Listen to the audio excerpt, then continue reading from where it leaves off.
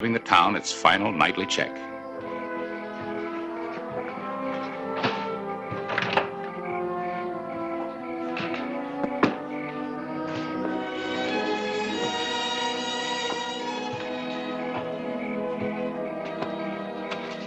Who's there? It's me, Sheriff. Adam Kirby. You kind of scared me. Till I saw who it was. What's the matter, Adam? Somebody after you? Man never knows who might have it in for him, Sheriff. Well, I think I'll turn in. Night, Sheriff. Oh, Adam, you got a place to stay? Best place in town.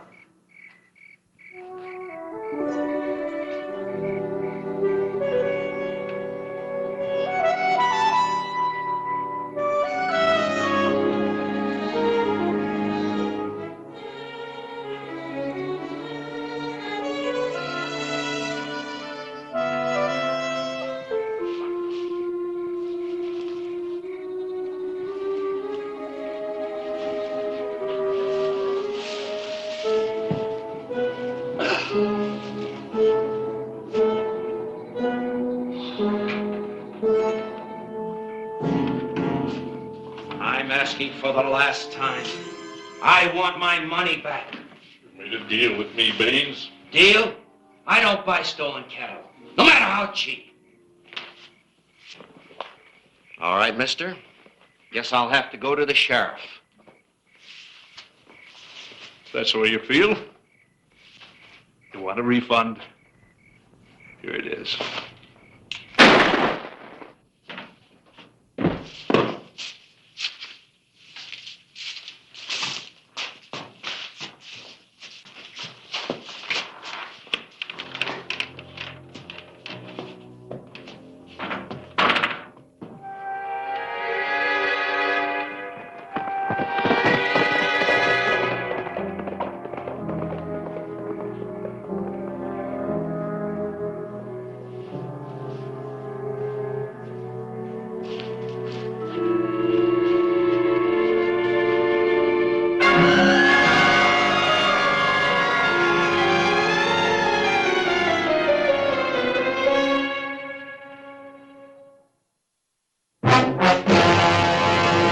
An actual account from the pages of my newspaper, the Tombstone Epitaph.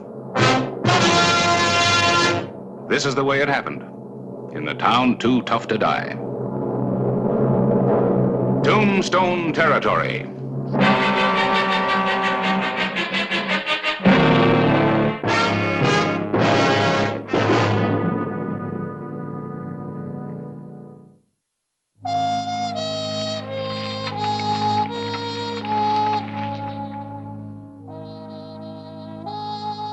The morning of August 4, 1882. A murder had been committed in Tombstone, and there were no witnesses, no clues. Hello, Harris. Morning, Clay. Hear you had a killing last night. Boy, bad news sure does travel fast. Always. Anything to go on? No, not a thing. Not even this. Sum total of a man's life. Yeah. I didn't know Baines very well, but he seemed like an honest man, worked hard, kept out of trouble.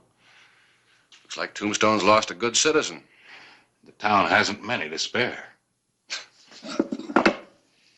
You know, editor, you're getting to be a cynic. Where are you going? See if I can check up on Baines' movement last night.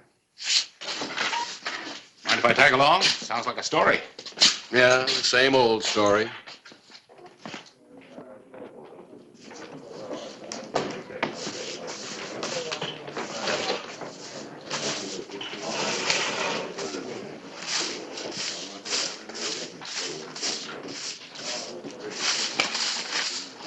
That's what you're doing. Just got myself a shine. Excuse me, mister. It was an accident. That was an accident, too. Now you got something to clean up. Think you're smart, don't you? Clean a floor, I'll clean it up with you. You ought to show more respect. That's no way to treat a real He-Man. He-Man? No, you're wrong. Adam here, why, he's done all kinds of things. Come on, Adam, tell us a story about gold hunting in California. Let me alone, will you? Oh, now, don't be bashful. How about the time you were a scout with Custer at the Little Bighorn? The way I heard it, Custer and all his men were massacred by the Sioux. Adam tells it different. He was the only one to escape. I'm the only man alive that knows what really happened there. Sounds to me like you're a liar. Go ahead and have your fun. I know something you fellas don't know nothing about. It just happens I was in that livery stable last night. Now, what do you think about that, huh? Sounds interesting, Adam. Do you see anything? Saw that fella Baines get killed, that's all. Are you telling the truth, or is this just another one of your stories? I was right there, bigger than life. Did you recognize who done the killing? Never mind the details. You can tell me later down at my office. Let's go. Well, I just can't walk out and leave my job, Sheriff. Now, don't worry. You're not going to get fired. You may even get a promotion if you can identify the killer. Well, there's no hurry. I'll be over and see you later. Now.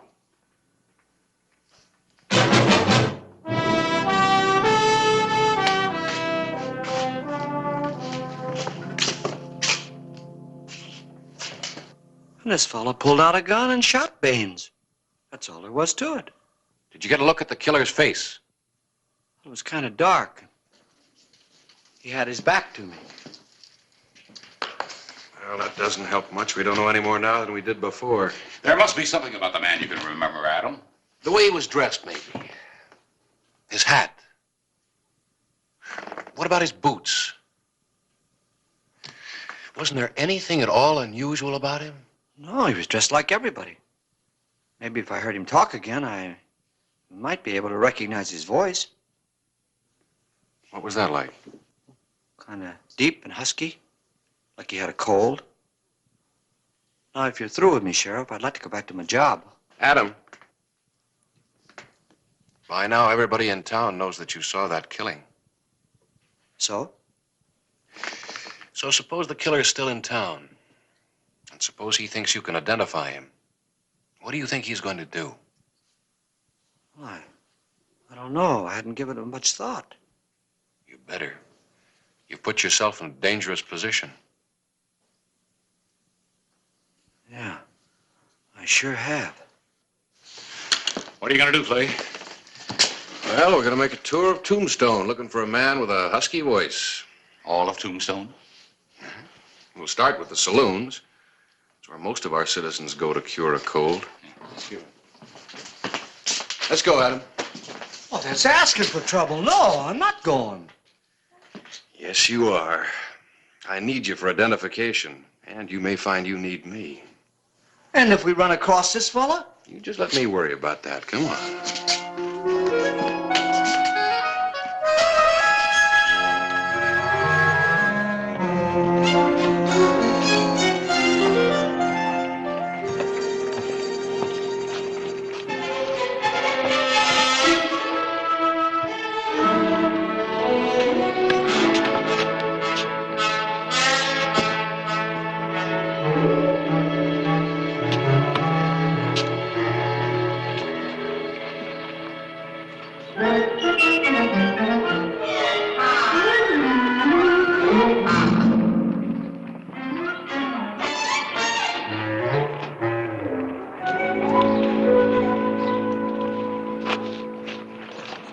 Over there.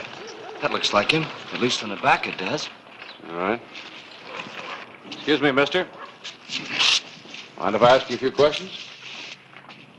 All depends on what they are. What's troubling you, Sheriff? Adam? No, I made a mistake. A big one. When I opened my big mouth. Sorry to trouble you, mister.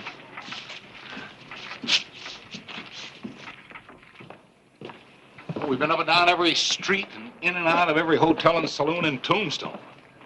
Well, at least we met a lot of nice people we've never known before. Maybe the killer left town. Could be. Frankly, I can't think of any other place to look. As always, Charleston. Charleston. It's only a couple of hours' ride from here. If I remember correctly, that community doesn't take too easily to the law, especially the sheriff of Tombstone. Now, listen. Oh, just a minute, fellas. As far as...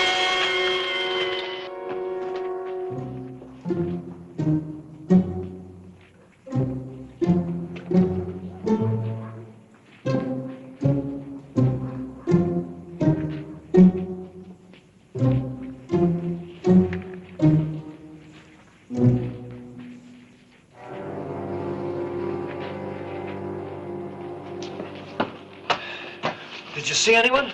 Not a sign. At least we won't have to go to Charleston. Let's get off the streets, huh? Whoever shot at you is gone now, Adam. Yeah, but do you think they'll come back? Later, I mean?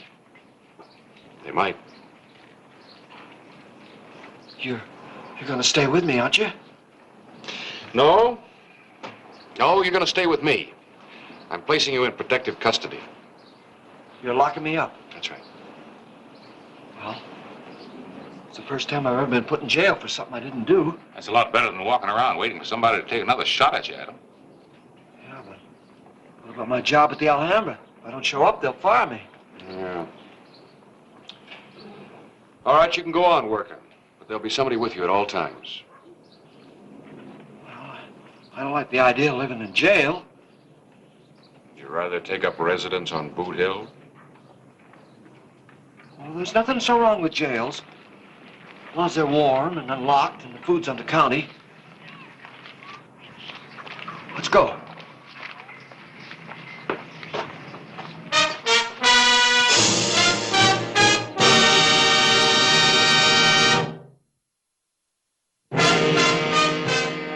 August 6, 1882.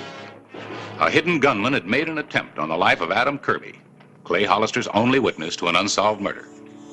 And to date, the killer's identity was still unknown. Morning, Clay. Harris? Say, how's your witness? Oh, boy, he is really living high at the county's expense. And at mine, I might add. In the past 2 days, he has taken up soap, T-bone steaks, and borrowed $6 from me. Line of duty, lawman. Oh, boy. At least Adam's enjoying it. He's the main attraction in there. Well, you can't blame him. Not really. It's probably the first time anyone's paid attention to him in years. And he's taken full advantage of it. How long do you plan to keep him in custody? Just till he's safe. Well, how do you know the killer's still here? He might be in New Mexico by now. Or right across the street. Where are you headed for? Gotta go relieve my deputy. He's wet nursing Adam. Well, let me know if there's any change. Yeah. Nurse.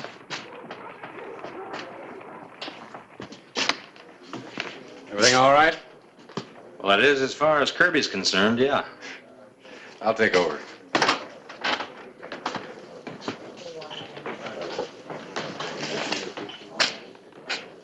Well, Sheriff Hollister, I want you to meet some friends of mine.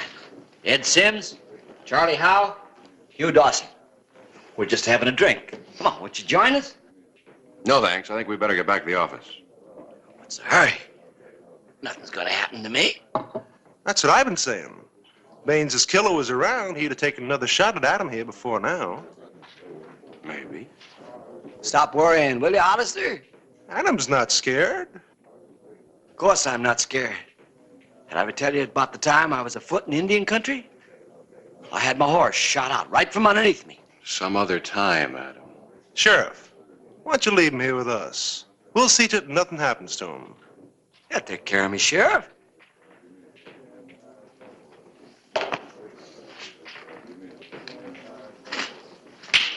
Well, I'll see you later, fellas.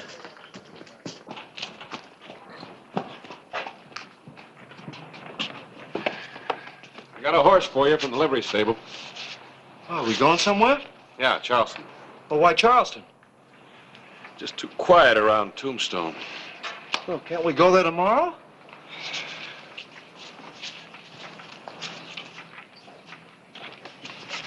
This being in protective custody ain't as much fun as I thought it was gonna be.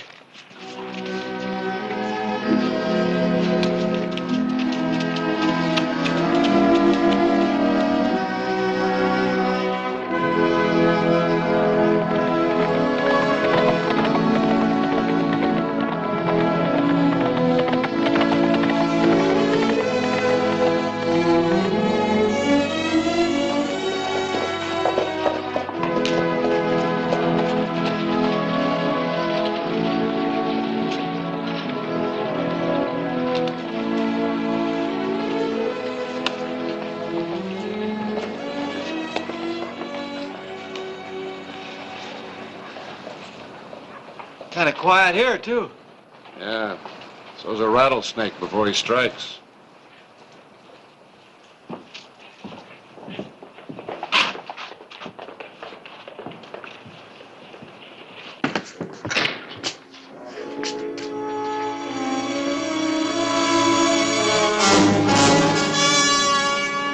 I'll have another. What's the matter?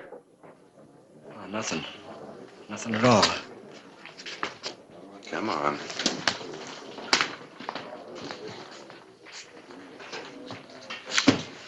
Afternoon, Sheriff. You look a little nervous, mister. How about a drink? No, thanks. I'm not thirsty. You've been thirsty all your life. I'm not thirsty now. How about it, Adam? This man anybody you recognize?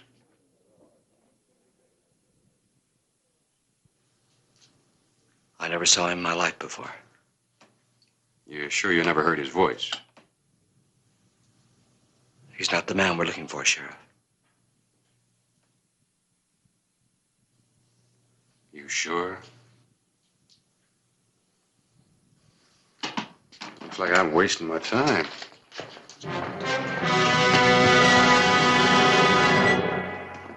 Oh, it's been a long day, Sheriff. I'm tired. I'm going to bed. I'll see you in the morning. Good night. Good idea. Maybe you can get yourself a room over at the hotel. Or you can go back to the straw. You see, it looks like you're right. Killer's left town, so I'm turning you loose. Well, you can't do that. It's your duty to protect me.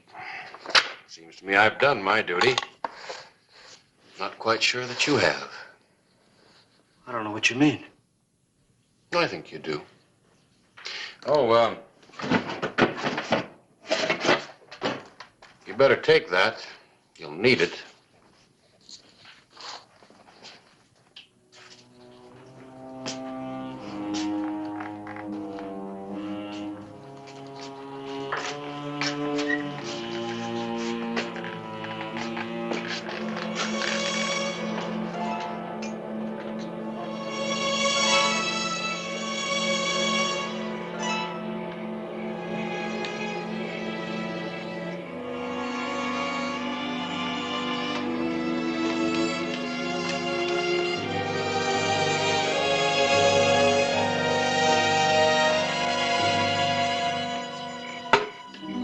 Hello, Adam. Come on in. Have a drink with us. No, some other time. Oh, it's no time like now. Come on in. Hey, you look kind of low. Is something we can do? No. No, thanks. Nothing, no. Well, that's the first time I've ever seen you carrying a gun, Adam. It's not my idea. The sheriff loaned it to me. He said I'd need it to protect myself. Thought Hollister and his deputies are looking after you. Not anymore, they ain't. They turned me loose. Not he cares if I get killed. You stop worrying about it. Nothing's going to happen to you. That's so, Hal? You stick with us, Adam. You know, I think I will have a drink with you fellas. Now you're talking. Thanks. Hey, we'll have us a real celebration. We'll make this a night like you never had before.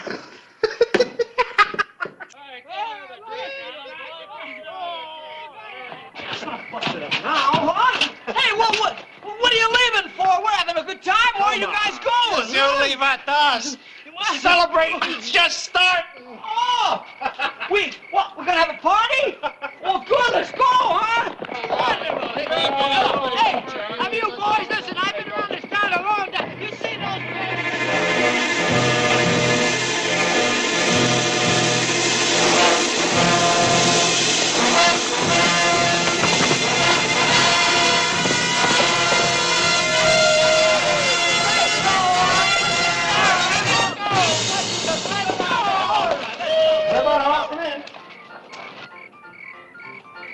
I don't like this place. Let's go someplace else. What are you worried about? We're with you, are we? I'm not worried. It's just I don't like it. I've been there before, that's all. Get off. Get off. Get off. Well, listen. Well, listen. There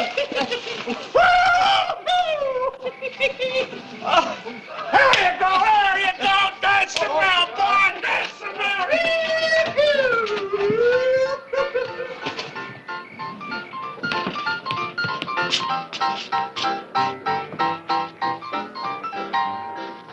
I'll get us a bottle.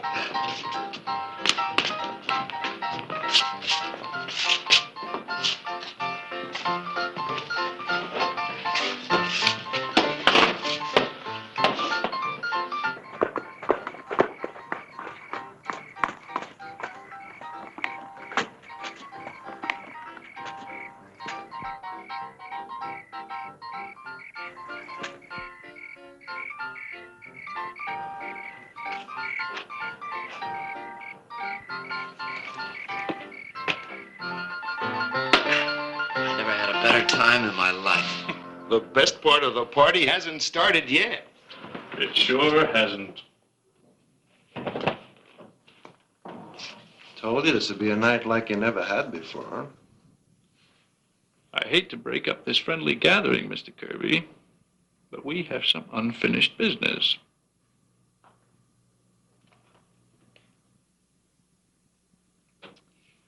Killing you now suits me just as well as later. Go ahead. Hello, Adam.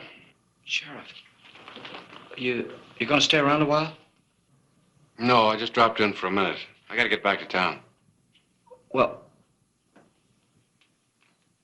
I think I'll go with him. No, you stay with your friends. Unless, of course, you've got something to tell me.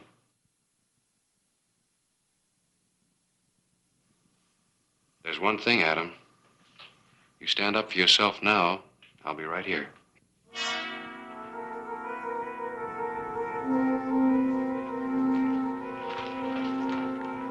There's the man you're looking for, Sheriff.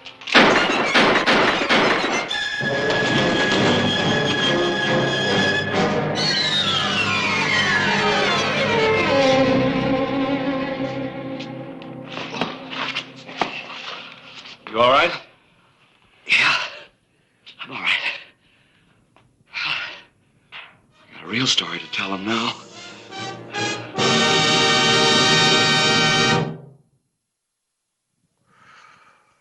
So I said, Clay, there's the man who murdered Baines. Go on and arrest him, and I'll back you up with my gun. Well, the sheriff's a cautious man.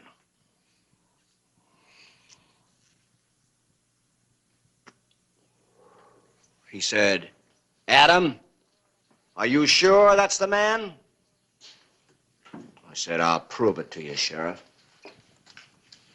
So I walked right up to this Wallach and I spoke up. And I said, you're a dirty murderer. And then what happened? Well, he just stood there. But I knew he was going to go for his gun. Go on, Adam. Well, stop interrupting me, will you? You confuse me with the facts. Where was I? Wallach was just going for his gun. Oh, yeah. Well, there was a silence. Oh, about 5 seconds. And Wallach started to draw. Well, I pulled my gun and Go on, Adam. Don't let me interrupt you. I was just telling him about the fight, Sheriff. According to Adam here, why, he practically took care of Wallach and that bunch all by himself. Is that true?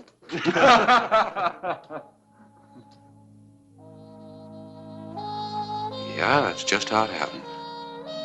Go on, Adam. Tell your story. Well, like I said, I pulled my gun just a split second before the sheriff. And just as cool as you please.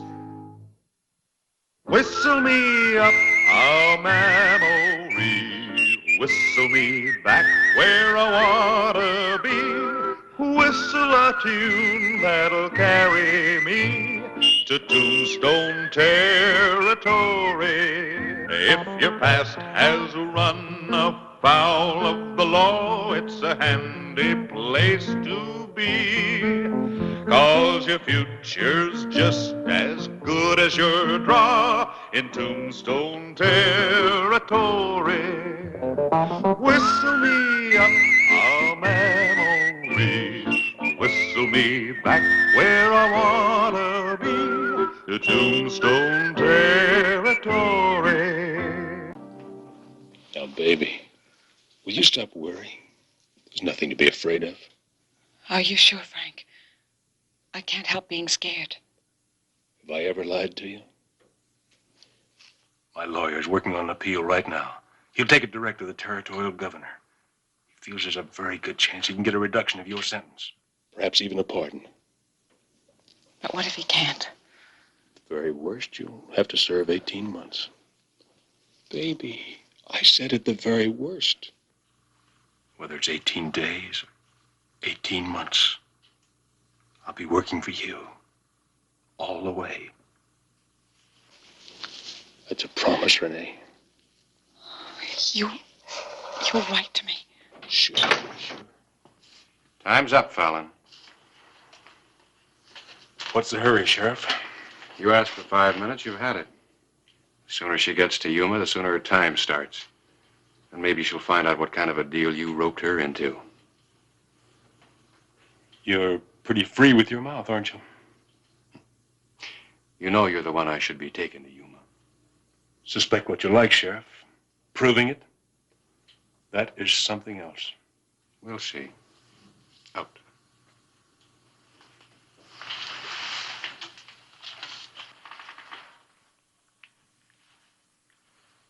I'll be working for you, day and night. I'll be working, too.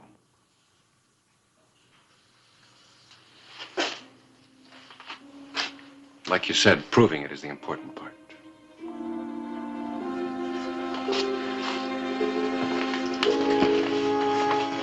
You better get some rest. We'll be leaving in half an hour.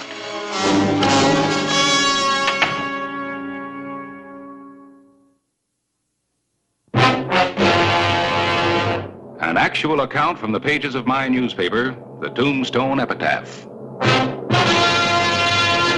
This is the way it happened. In the town too tough to die. Tombstone territory.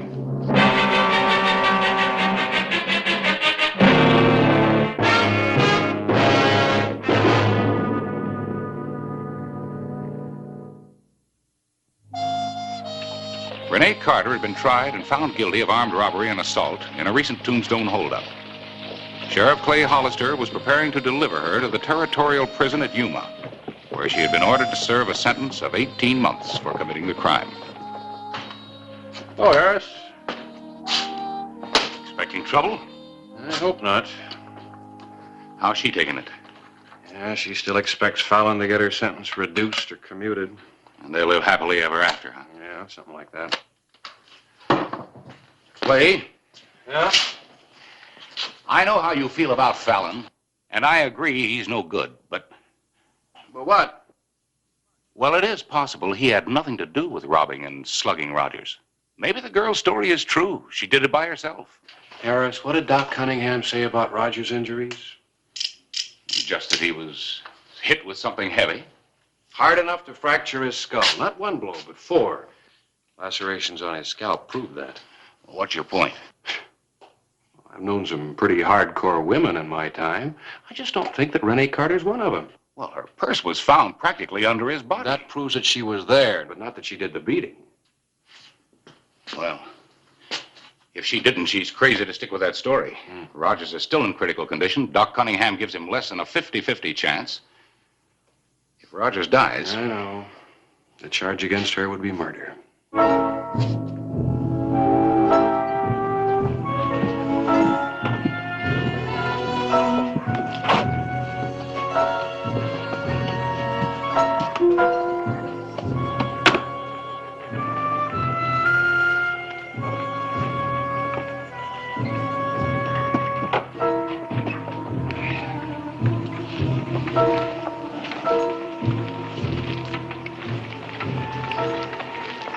What are we waiting for? Nothing at all. See you at the end of the week. Right. Fresno. Whoop.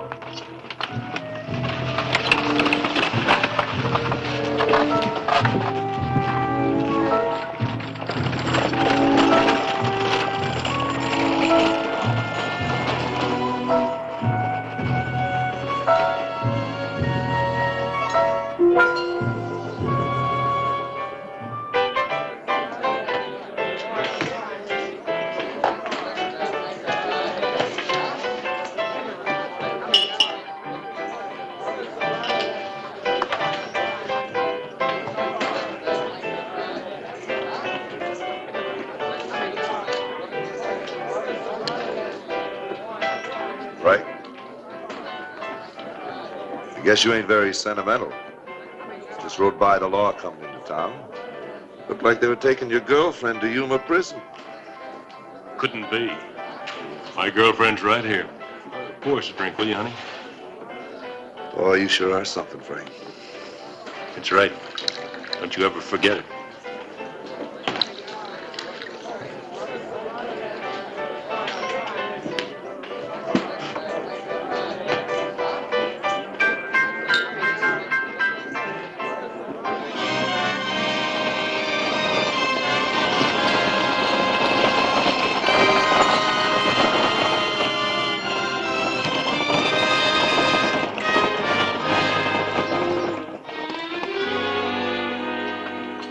I don't know about you, but I'm getting a little bit hungry.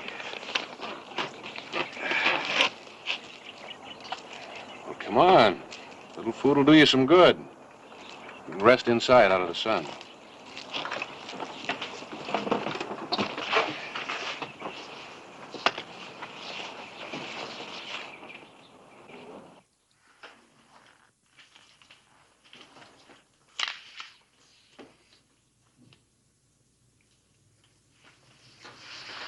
How far are we going today? Pantano. Spend the night there, get an early start in the morning. Will I have to stay in the jail there overnight? I'm afraid the county doesn't provide funds for hotel rooms, even for female prisoners. Sheriff? Is Yuma very bad?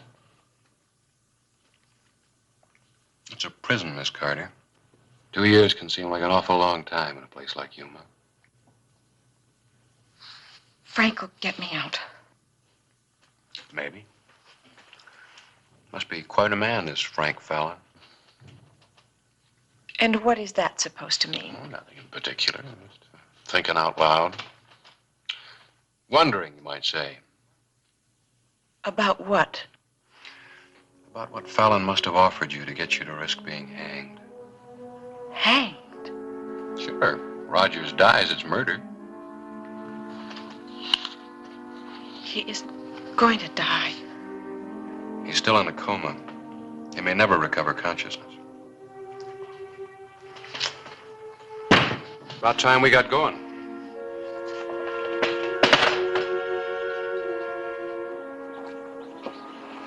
Sheriff, Yes, ma'am? if that man, Rogers, if he does die, You'll be brought back to Tombstone to stand trial for murder. he wouldn't. Yes, they would. And Fallon will let you take that rap, too.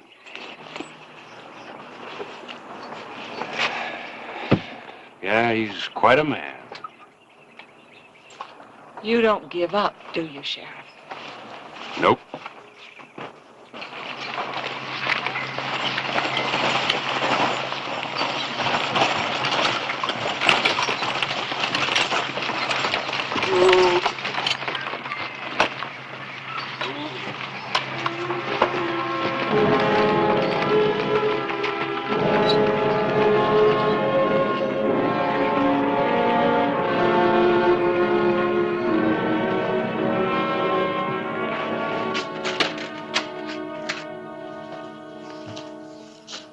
Oh, Clay, how are you? Dave? Is this your prisoner? Yeah, Renee Carter. Well, I'll be. Would you lock me up now, Marshal? I'm tired. I'd like to be alone. Oh, yes, ma'am. It's a pleasure, ma'am. I mean, right this way, miss.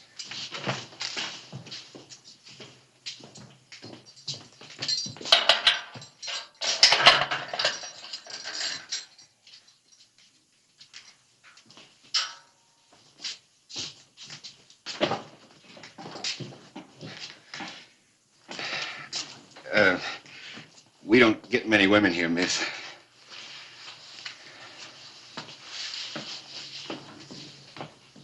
If you need anything, miss, just holler. She will. Some blankets draped around the bars. Hmm? Give the lady some privacy. Oh, sure. Dave. Huh? The door.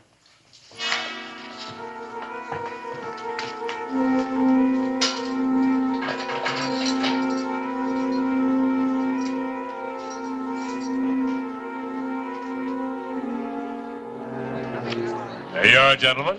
Read 'em and weep. Tough luck, fellas. You brought me luck, baby.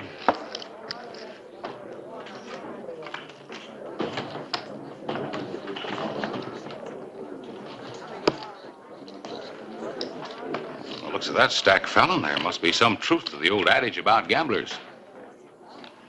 What are you talking about? Lucky at cards, unlucky in love.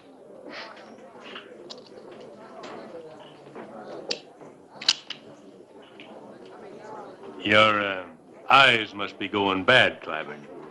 I've just come from the telegraph office. Some other time, newsman. How about some blackjack? Judge Leary sent a telegraph order to the sheriff. The order was for Hollister to bring Renee Carter back to Tombstone. Bring her back? To stand trial for murder. Rogers died this afternoon. I thought you would like to know. It's got nothing to do with me. I was under the impression Renee Carter was a friend of yours. When it comes to murder, Clyburn, I've got no friends. Male or female. Too bad. She's gonna need a friend. Maybe when she finds out she hasn't got one, she'll change her mind. About what, Editor? About a lot of things. Ought to be a very interesting trial. Good evening, gentlemen. Not now, not now. I don't like it, Fallon. She isn't back yet.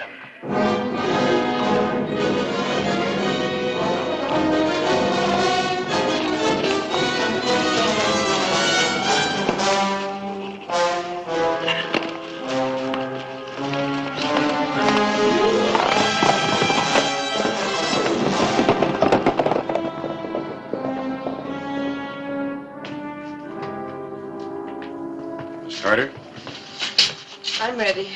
take your time. You're going to be here for a while. Why? I got a couple of wires. One last night and one this morning. The first was from Judge Leary ordering you back to Tombstone. Rogers died yesterday. Oh, no. The second was from a friend of mine. It seems that Fallon and Blake left Tombstone this morning, headed in this direction. Frank's coming to help me.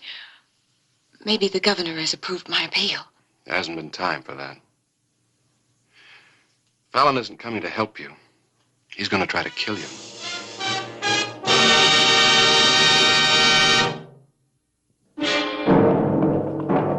July 8, 1889. The road to Pantano, Arizona Territory.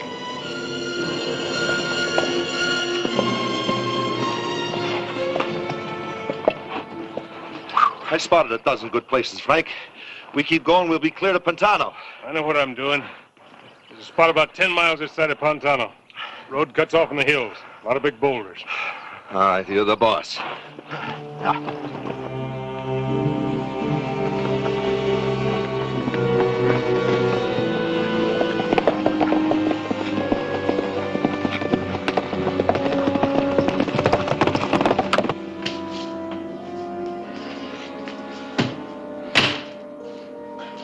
Well, it took some doing, but I got it. Yeah, that ought to do just fine.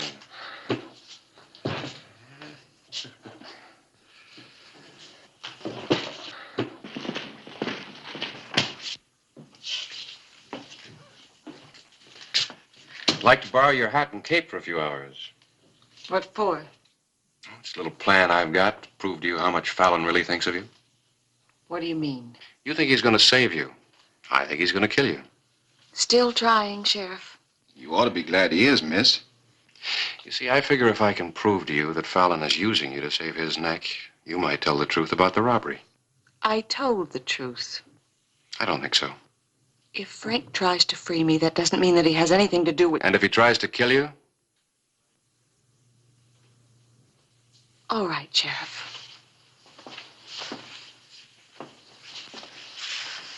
But you're wasting your time.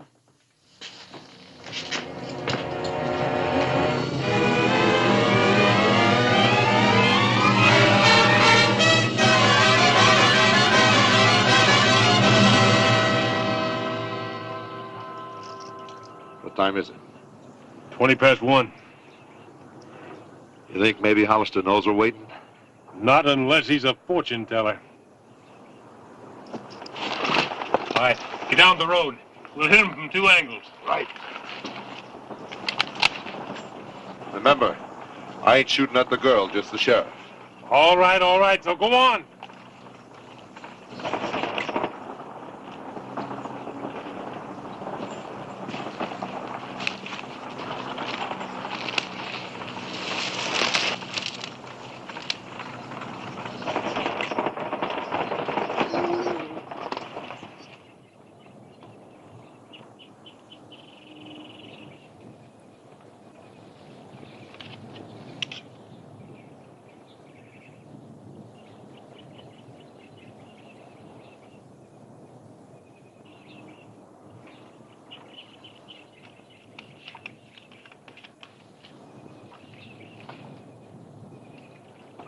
Up, Rowdy.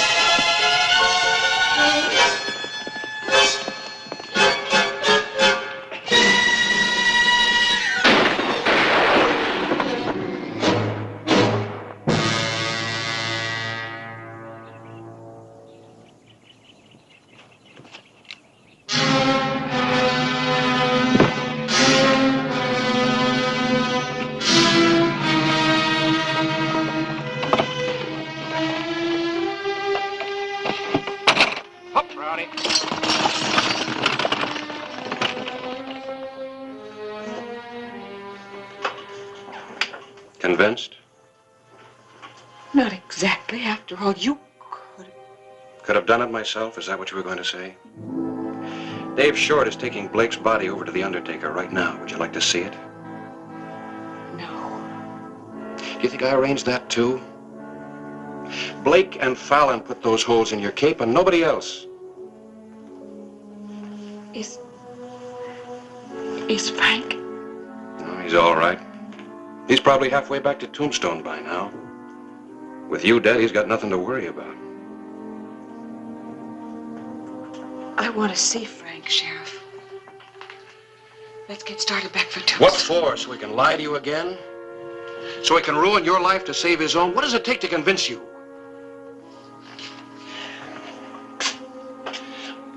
Look, Renee, we know that Ed Rogers was having a winning streak at Frank's table. Won almost $1,000.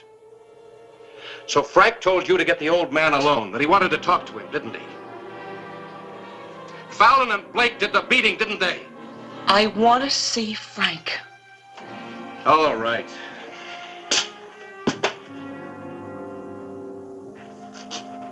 All right. Right now, Fallon thinks you're dead. We're going to give him a surprise he'll never forget. Get your things together. We're going back to Tombstone as soon as I can send a wire.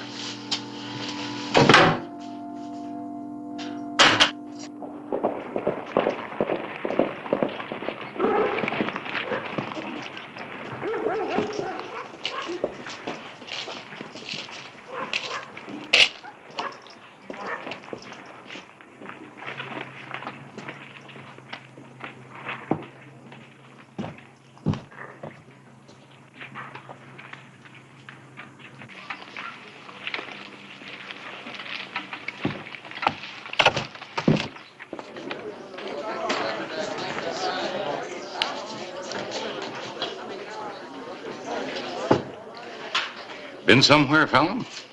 What's it to you? Nothing. Nothing at all. Just wondered if you'd heard the news. Why don't you go peddle your papers? Too bad about Renee Carter. But I guess it's all for the best. How was that? She's dead. The wire came a couple of hours ago from Pantano. Seems it was your friend Blake who was mixed up in the Rogers killing. He heard Sheriff Clay Hollister was bringing her back here to stand trial. He must have decided to shut her up for good. Well, newsman, what do you know?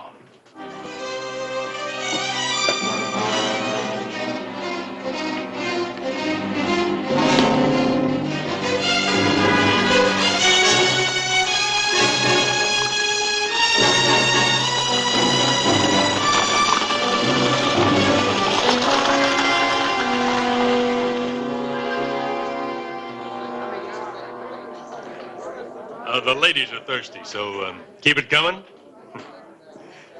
Yes, sir, Frank Fallon knows how to treat his friends. I've got one simple little rule. My friends treat me right, I treat them right. I always say, you treat people right, and they're your friends. Frank Fallon hasn't got an enemy in the world. No, sir. You've got one, Fallon.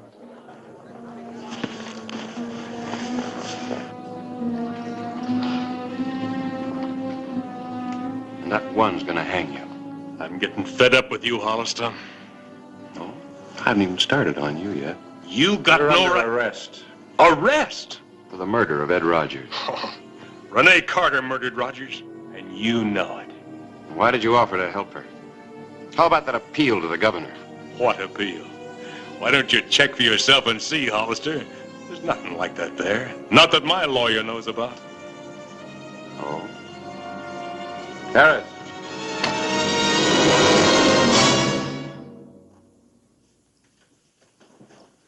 How did you... How did she what, Fallon?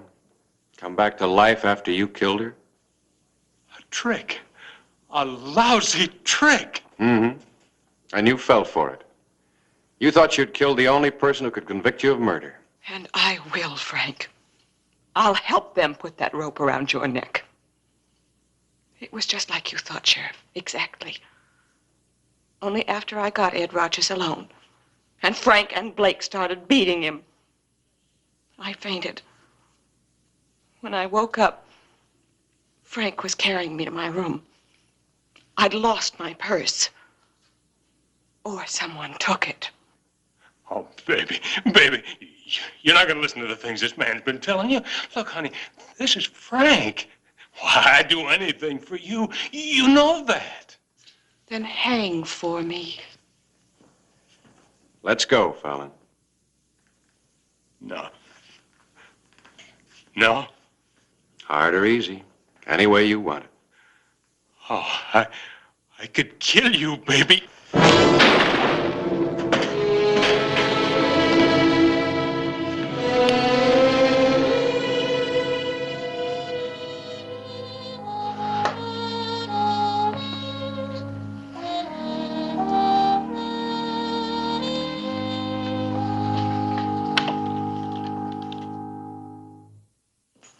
Clay? What did Leary say? He's all for it. So's the town council. Let's go tell her. Renee. Is something wrong? No, ma'am, something's right. Judge Leary has agreed to review your case. Practically insisted. But why? Justice isn't really blind, Miss Carter. Your only crime was in covering up for Fallon. You see, you helped the law, so now the law's trying to help you. Thank you. Thank you very much.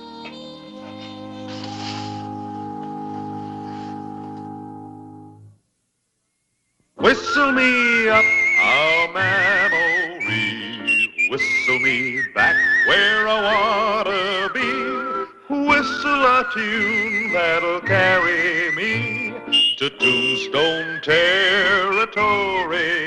If your past has run afoul of the law, it's a handy place to be, 'cause your future's just as good as your draw in Tombstone territory.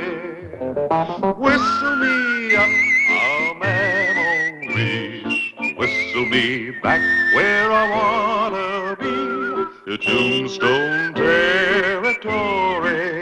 Had become almost commonplace in the West. Men were shot down, robberies committed, and bands of marauders and renegades roamed the small frontier towns, looting, burning, and plundering. And when the bandits were captured, they were often turned loose because witnesses feared to come forward.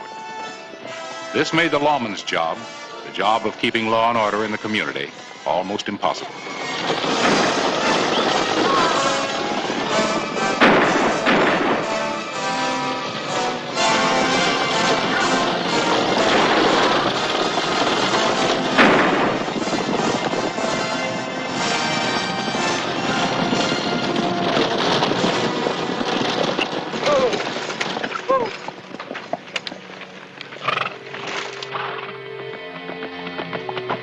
Tombstone, Arizona Territory, October 20, 1880, early morning.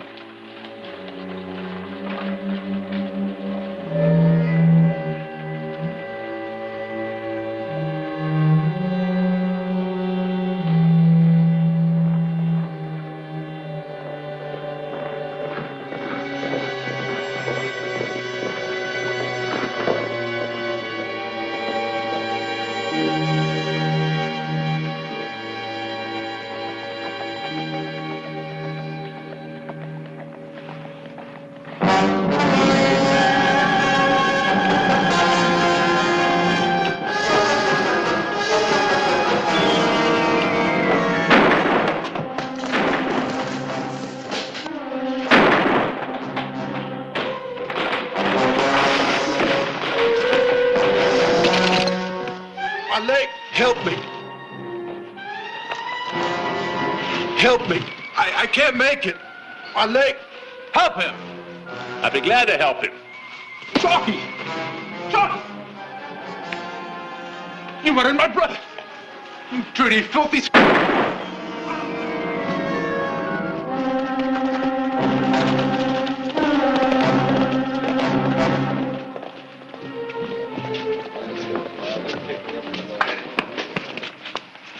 What happened?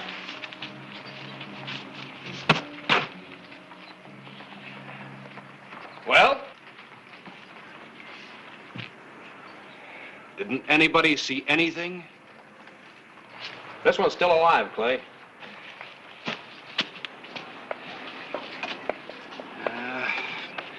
Barney Dager. And brother Chalky. This is really going to be rough on their sister.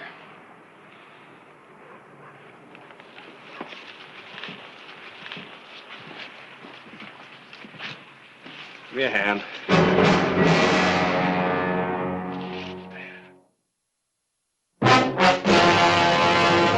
An actual account from the pages of my newspaper, the Tombstone Epitaph.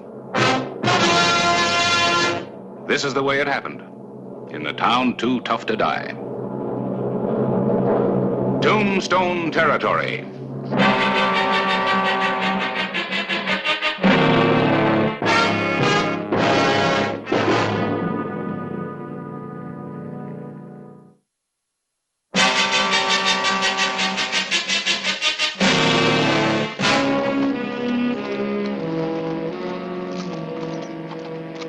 Clay Hollister, sheriff of Tombstone, had gone in pursuit of the gang that had robbed the saloon, killed the owner, and left two of their own members behind, one dead and one dying. The gang had vanished, and the witnesses to the crime refused to come forward to identify the killers.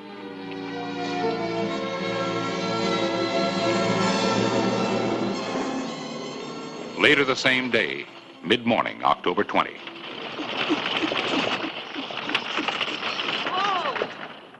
Whoa!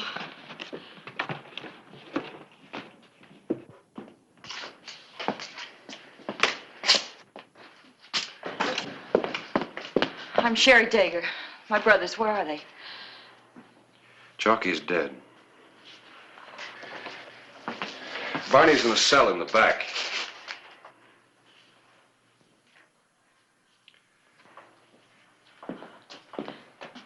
Doc Cunningham's with him right now.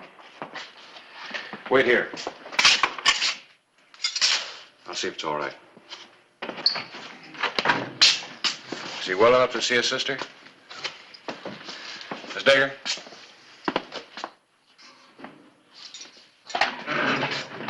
Barney.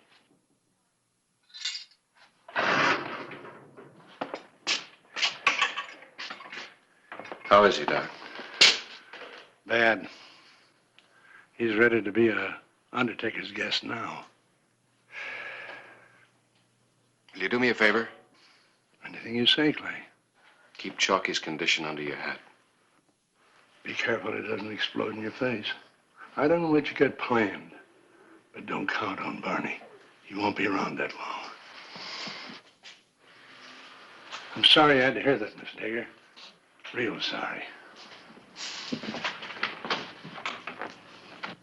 I'm sorry, too. If there's anything I can do to make it easier for you. You can let me take him home where he belongs. I don't want him to die in jail. Barney's a member of a gang who robbed and killed the saloon keeper this morning. And he's paying for it with his life. First Chalky and now Barney. Let me take him home, please. I'm sorry, Miss Dagger. I can't do that. Why? What difference does it make if he dies here or at home? Might make a lot of difference. To who? You? Yes, to me. And to you, and maybe the whole rest of the town. I don't care about the rest of the town. I only care about Barney. Yeah, I know. That's the problem. Nobody around here cares about anybody else. And people get shot down in the street every day because of that. Well, maybe Barney can help me put an end to it. Barney? He owes something to the territory. Let him pay his debt. He's dying. You talk like this? When a man helps to commit murder and robbery, it makes him a criminal. It's my business to understand that. It's your business, too. Barney's not a criminal. He's young. So is Chalky. They made their mistakes, but they didn't mean anything. They would have straightened out. Yeah? Well, tell that to the saloon keeper. He was a gambler. He was as bad as the others. A man who took advantage of drunks and fools. But he was a man with as much right to live as anybody else. Barney and Chalky helped to take that right away from him. Look, Miss Dagger, you can't excuse some people and not others. If you do, the law becomes meaningless. If it treats everybody the same, it is meaningless. And if you think that way, too, you're meaningless. You're just an empty shell of a man standing on a mountaintop. Oh, I hope it gets lonely there.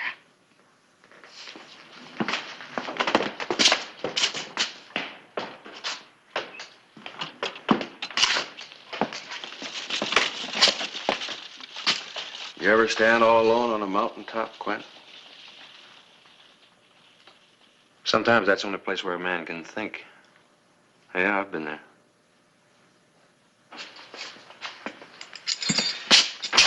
I think I'll go over to the epitaph and see Harris. Keep an eye on things, will you? Keep everybody away from him. Including his sister? She isn't everybody.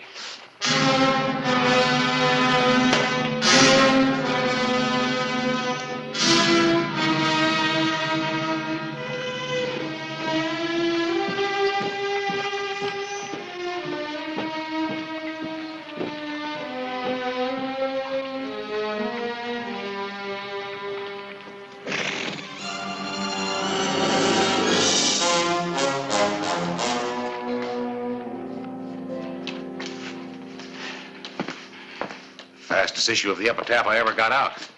Thanks to you, I don't get to sell a single copy. Just so long as the story sells.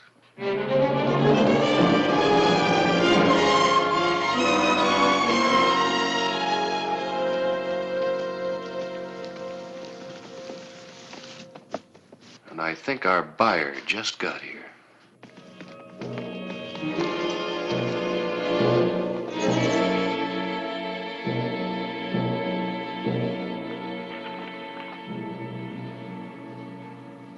Who is he?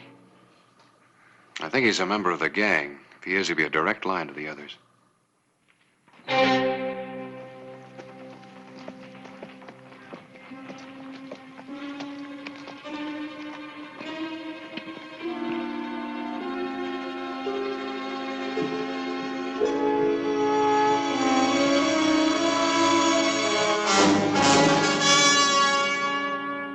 You planning on following him? I mean, going after them? Oh, Harris, I haven't got any proof. Besides, after that article, I think they'll be looking for me and Barney. And I'd rather have them here than me there. Yeah. Judging from the looks of him, I don't blame you.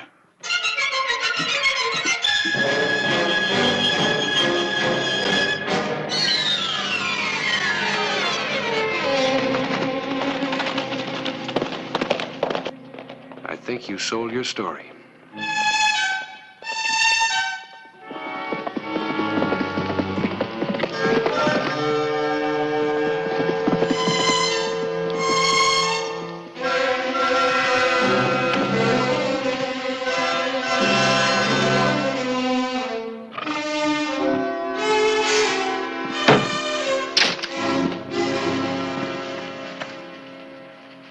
You and your fancy knife throwing. Maybe you need a little more practice. I hit what I aim for. Yeah? Barney's recovering. He's going to identify us. It's all over the front page of the paper. Never leave a wounded man behind to testify, he says. Too bad you didn't use the knife on Barney, too. Go ahead. No. When the odds change, I stop playing. Now, let's talk about Barney Dager and his sister Sherry. Killing a woman is where I draw the line. Killing? Who said anything about killing? There's some people who are far more useful alive. Miss Dager's one of them. And this editor fellow might very well be another. I'm quite sure he's a pillar of Tombstone society. You touch the editor and you're a dead man. Hollister will come after you. Exactly, but he'll have Barney with him. Now, if the editor means so much to Hollister and to the town, I'm quite sure they'd be very glad to exchange Barney for him. Yeah, well, how are we going to get the editor to come here? We'll persuade him one way or the other. And then we have to pay a little visit to Miss Dager. She has to persuade Hollister to exchange Barney for the editor, or we kill the editor. Of course, unfortunately for him, he'll be dead as soon as it's all over. But then, so will Barney. Then there'll be nobody left who will dare offer to testify against Turk Padella again. Yeah.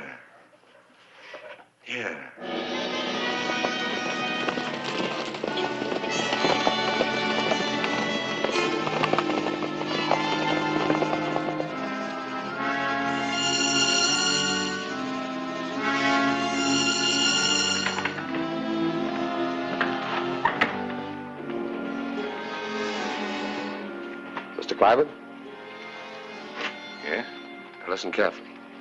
There's a gun trained on you across the street. Take your time. Turn around slow. And look up toward the roof of that building. There's two more besides that one on the street. Mine, and another one near Dunbar Stable. What do you want? He'll be covered all the way. Go to Dunbar's, pick up your horse, and ride out of town. Past Fremont first, and wait. And don't look for help from your friend Hollister. We waited for him to make his afternoon rounds. He's on the other side of town.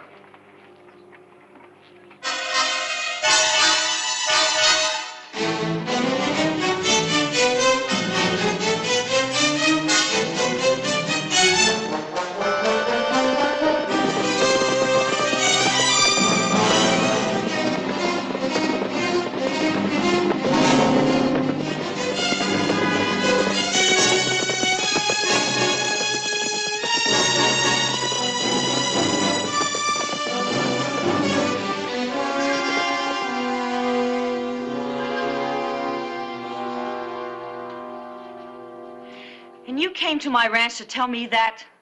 I thought it was easier than having you visit me where you might be followed. And if I don't persuade Clay Hollister to make the exchange? Then Barney will probably die. Oh, no, I won't kill him. I like Barney. He's a good man.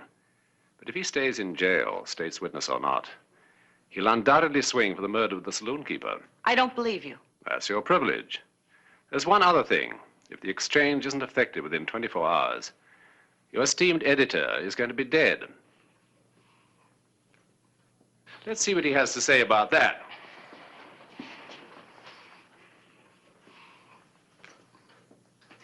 Don't do it. He's lying. They'll kill me anyway. Now, I presume that you'll talk to Hollister?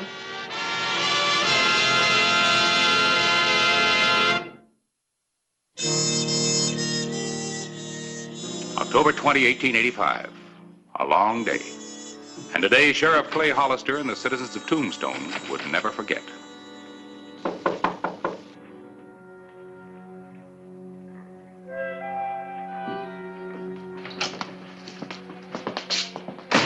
He isn't anywhere in town, Clay. I've looked everywhere. If you were going somewhere, he would have told somebody. Left somebody in charge of the office. He usually does. Where you going? Over to Dunbar's. If he was going to leave town, he had to go by horse or buggy. Maybe they know something about it.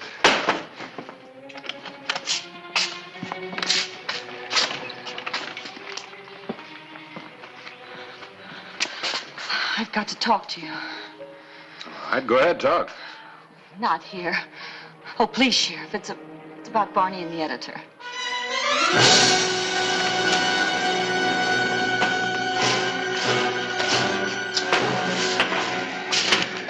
All right. You said you wanted to talk about Barney and the editor? They're holding the editor hostage. Who? Who's holding him? The men in the gang that Barney and Chalky belong to. Where are they now? I don't know. They came to my ranch. They had Mr. Claiborne with them. They said that if you didn't exchange him with Barney, they'd kill the editor. What, is that all they said? No. They said that if Barney stayed in jail, he'd hang for the murder of the saloon keeper. Is that why you've come here? I saw what they did to the editor. They beat him, but he's still alive, and I think he will be until they're through with him.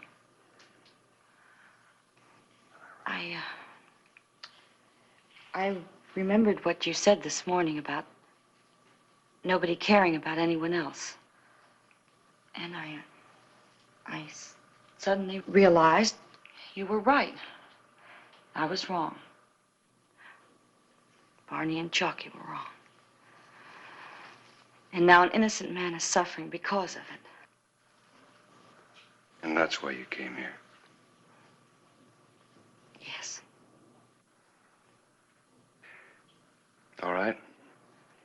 You tell him I'll make the exchange, but on my terms. I'll have Barney at Chalky's funeral at Boot Hill Cemetery tomorrow. Tell him to have the editor there. That's where I'll make the exchange. Now I think you better see Barney.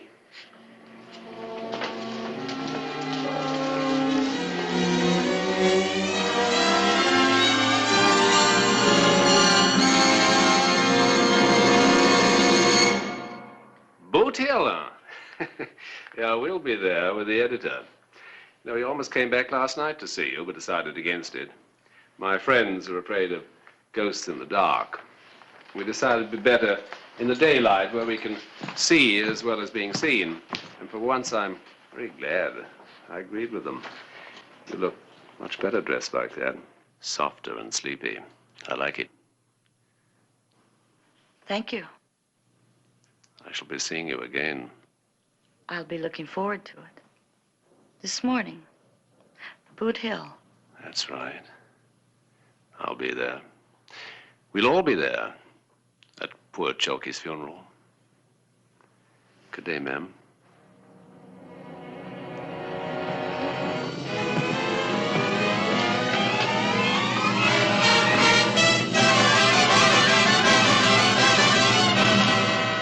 Hardly seems right somehow.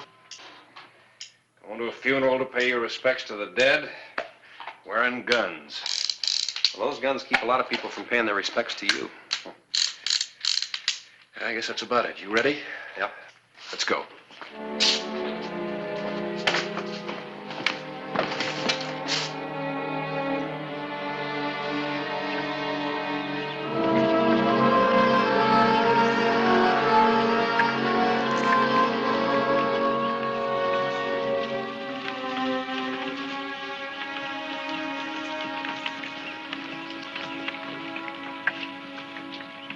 It's a trek. Barney ain't with him. Where'd you expect him to be? Dancing a jig in the streets? It's his brother's funeral. Barney's where he should be, in the buggy with his sister. Untie his hands. Take the gag out. We wouldn't want Hollister to think we've been mistreating his friends, would we?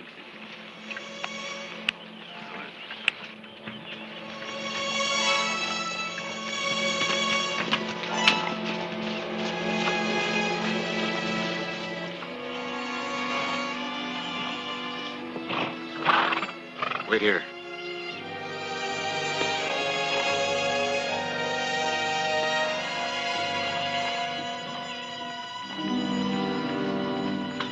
I don't see Barney.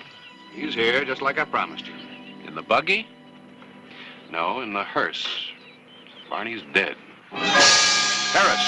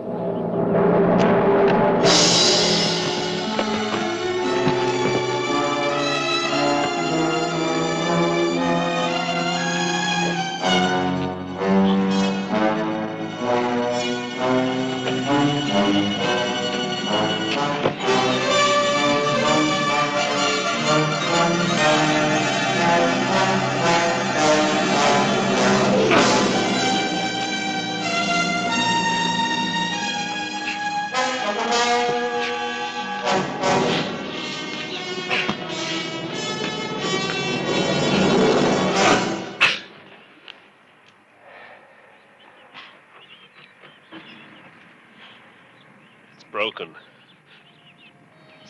Too bad. Clear. Havana tobacco. Rolled especially for me.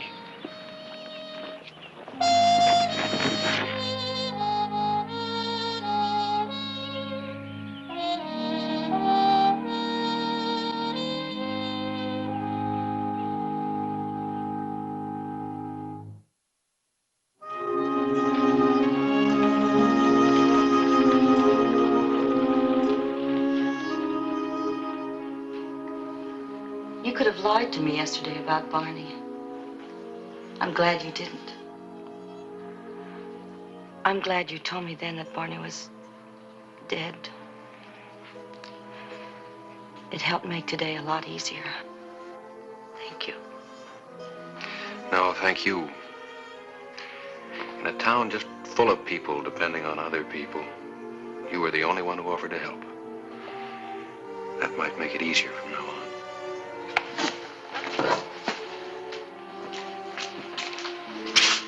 You know, I'm going to be thinking about you. That might make me feel a little bit less like that man standing alone on his mountaintop.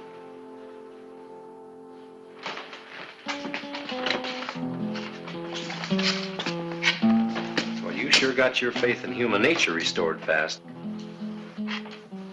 Stick around. A couple of years, you may be old enough to understand.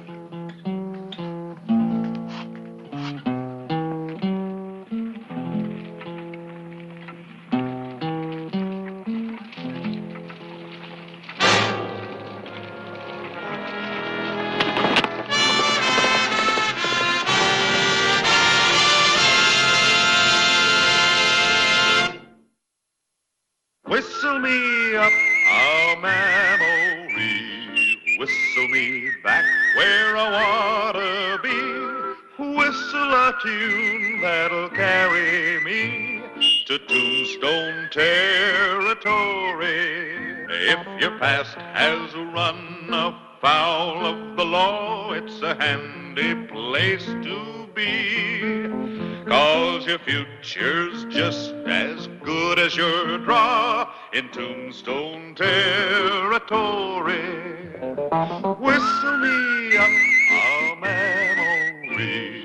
Whistle me back where I wanna be, to Tombstone territory. Oh, Harris. I was going to ask you to ride out with me, but, I see you're busy.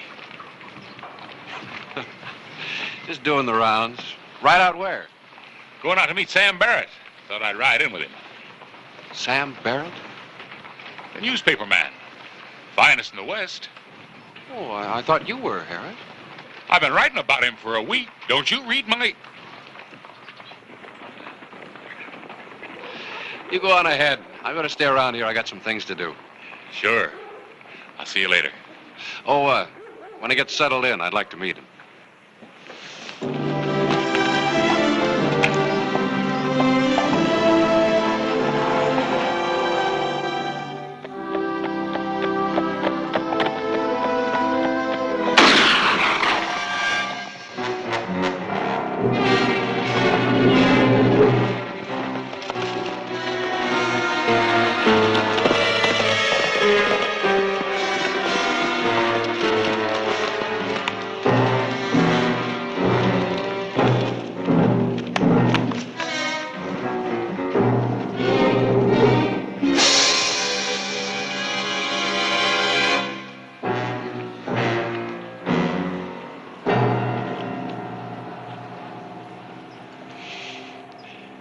Welcome to Tombstone, Sam.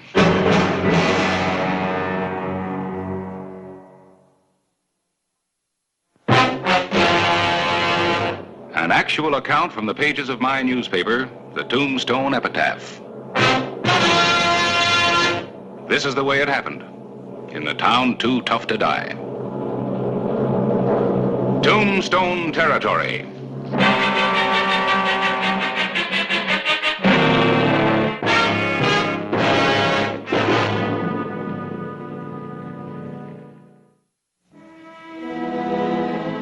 Sam Barrett, a newspaperman from Denver, had been welcomed to Tombstone by a committee of one.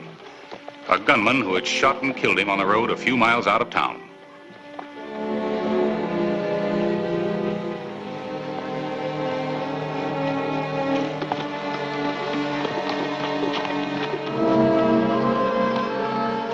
Pete!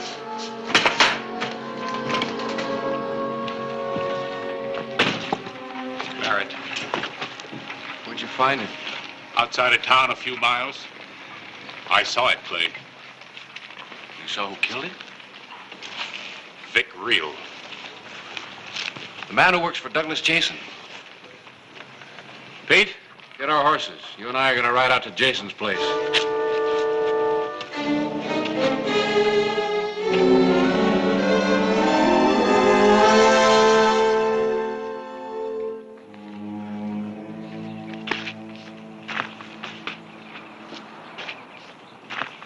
Where have you been? Don't talk to me like a 2-year-old, Jason. Talk? I'll kill you if you do it again. Where have you been? I've been out, riding around. Where have you been riding? Denver. I rode to Denver and I told the marshal that the Taylor gang's in Tombstone. I told him all that money from those train robberies is buried right here on the ranch. I told him because I want to hang. Get back to the barn and go to work. Wait a minute. What's Jess doing coming back here? How do I know? The man Amboy's riding into town. That newspaper editor saw the whole thing. He was there. Nobody was there. He's lying.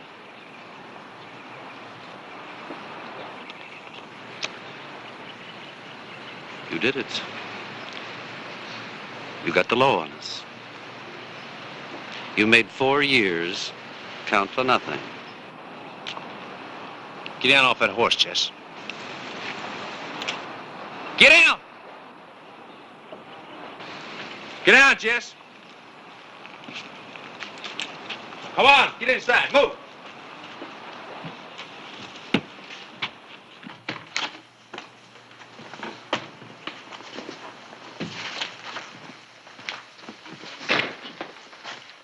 So now I've got me some orders to give Jason. You too, Jesse, and that goes for the rest of the boys. You better give them fast, Vic. That sheriff is going to come riding in here any minute now. And you're going to take care of him for me. I am? Yeah, you are. Just like my brother took care of you. He sat in that jail, and he waited, and he hanged, and he didn't talk. Your brother didn't take any chance that I didn't, or that you or Jess here didn't. Well, like I said, he didn't talk, and he could have. We would have helped him, if we could have. We didn't hang him, Vic. I know you didn't. Sam Barrett did. Sam Barrett, the Denver newspaper man. You remember him, don't you? Ah, he did some fine, fancy preaching in that newspaper of his, didn't he? Ben's life or innocent lives lost in a Taylor gang robberies. In case you forgot, the people listening to him, and they hanged Ben. So you had to kill Sam Barrett. No matter what it cost us. All of us. It wasn't supposed to cost nothing, Jason. I didn't plan on nobody seeing it happen. They're here now, the sheriff and the deputy.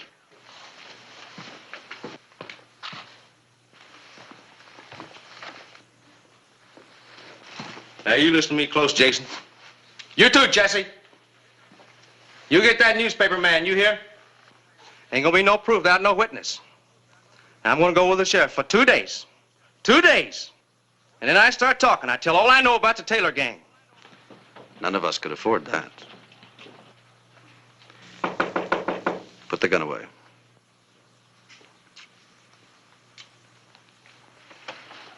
You'll be out before 2 days.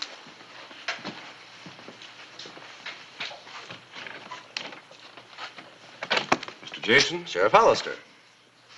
I want to talk to your man here. To Vic? To Vic. You're under arrest. The charge is murder. Sam Barrett. Well, you must be joking, Sheriff. Barrett was ambushed on his way into town. There was a witness. He saw you. Now, wait a minute. Who's Sam Barrett? Just a man.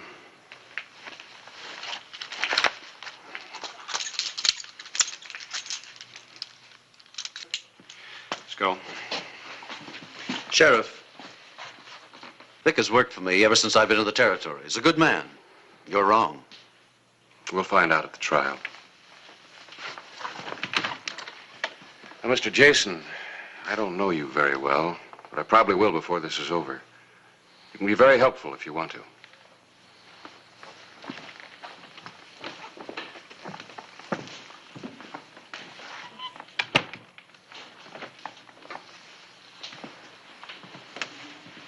I don't like it, Jason. Oh, we'll get him out, Jess. We'll get him out, as you'll wish he were back in. Vic Real is a dead man, any way you look at it.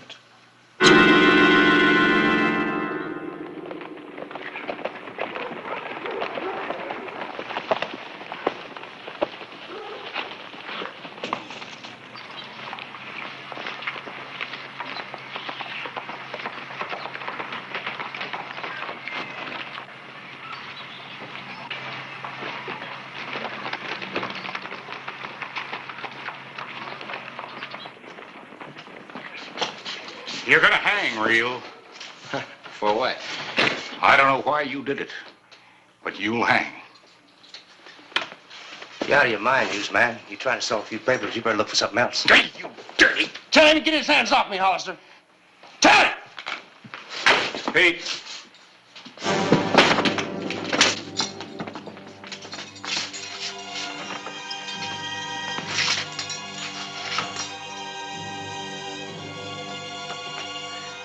Your aim's still good.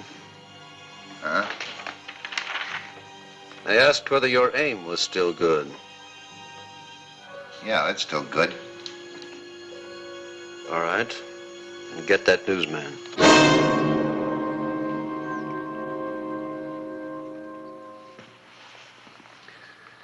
We have to do as our friend Vic says.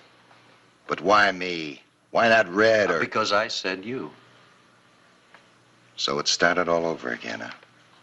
I don't like it. 4 years now and no trouble.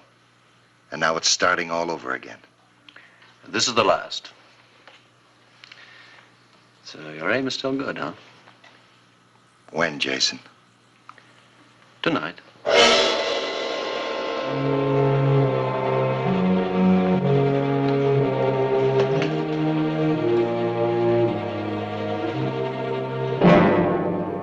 know it seems meaningless, Harris, but everything has to have a reason. Then what is it? There was no robbery committed, and Sam Barrett didn't have any enemies. At least not out here. There was a motive. There had to be. This wasn't just a thrill killing. If Reel had wanted that, he would have found something in Tombstone. He didn't need Barrett for that. Then why Sam? I don't know. But I'm going to find out. Anything I can do to help, Clay? No, you just get your paper out. Something will show up. For all these telegrams we've sent out, something's got to happen. We could use a little luck. Yeah, that's generally what we get. A very little.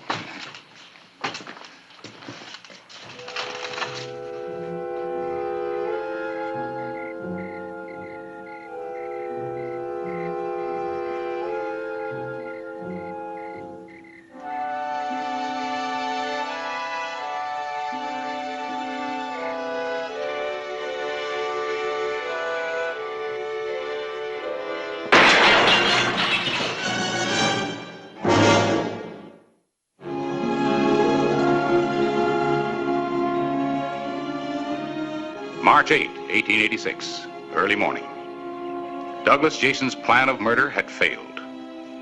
Vic Reel was still lodged in the Tombstone jail, and Clay Hollister was taking every precaution to see that he remained there until he stood trial for the killing of Sam Barrett.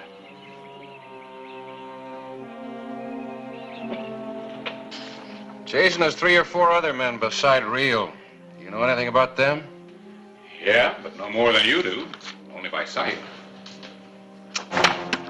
Well, that does it. All the flyers over 4 years old. Nothing there. Why all the sudden interest in Doug Jason and his men? Reel has no other associations in Tombstone except them. Now, he kills a man. And somebody takes a pot shot at the only witness who can identify him as a murderer. He's important to somebody. When I find out more about his past, I'll know who. You think Jason could be involved? Well, anything is possible. What do we know about him? Not very much. Came to Tombstone 4 years ago, before either one of us did. And nobody from town has ever been out to his ranch. All the men he hired are supposedly from different parts of the country, and they never come into town, so we don't know anything about them. Yeah. Well, I've wired every news source I have. Yeah, and all my official ones. You know, Harris, this is something more than just a senseless murder. How's the shoulder? Gonna live, Pete. Thanks. No replies at the telegraph office yet. Old Jake's been doing more sending than he did when the governor was here. He wants to know when you sleep. Don't remind me. You know, Axe's food hasn't gotten a bit better. Boy, you sure are hard to please. You should feel yourself lucky that you're here to eat it at all.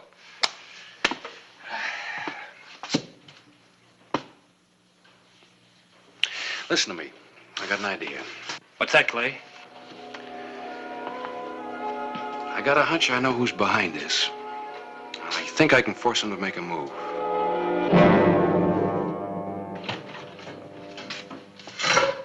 One last time, Reel.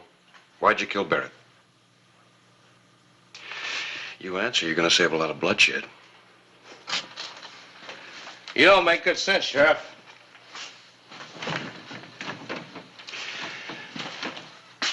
Look, boy, it's all over for you. You're gonna stand trial tomorrow, and you'll take what punishment the judge and jury decide is right for you. But you got a chance to do a decent thing. Maybe even save a life. You get out of here, Sheriff. I don't have to talk to you about nothing. You think you get it all figured out, haven't you? Well, then you're gonna be surprised. You're the one who's going to be surprised. I have got it figured out.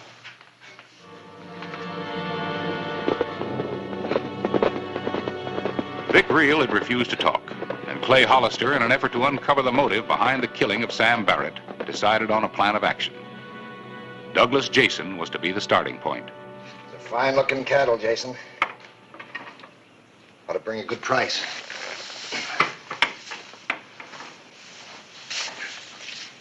Must be money in ranching. I decided I'm going to get myself one. Why not? You figuring on grabbing your share and leaving? Yep. Well, it's time for it. Where are you heading? Mexico. There's just one more thing to be done. Vic. You'll be out soon. Why don't you take him with you? Long, hard ride to Mexico? Anything could happen on the way. No. What do you mean, no? I took care of that newspaper man. That's it. That was the last. I got money now. I'm like you. I'm gonna live right. After you take care of Vic. Nobody else leaves the ranch, not yet. Nothing unusual is gonna happen. Everything stays just the same. What do I get out of it? What we all get. No more trouble. A ranch in Mexico. All right. But I swear this is the last.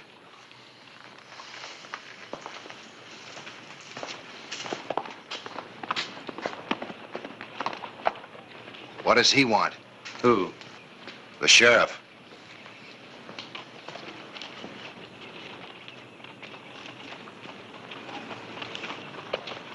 Back to work.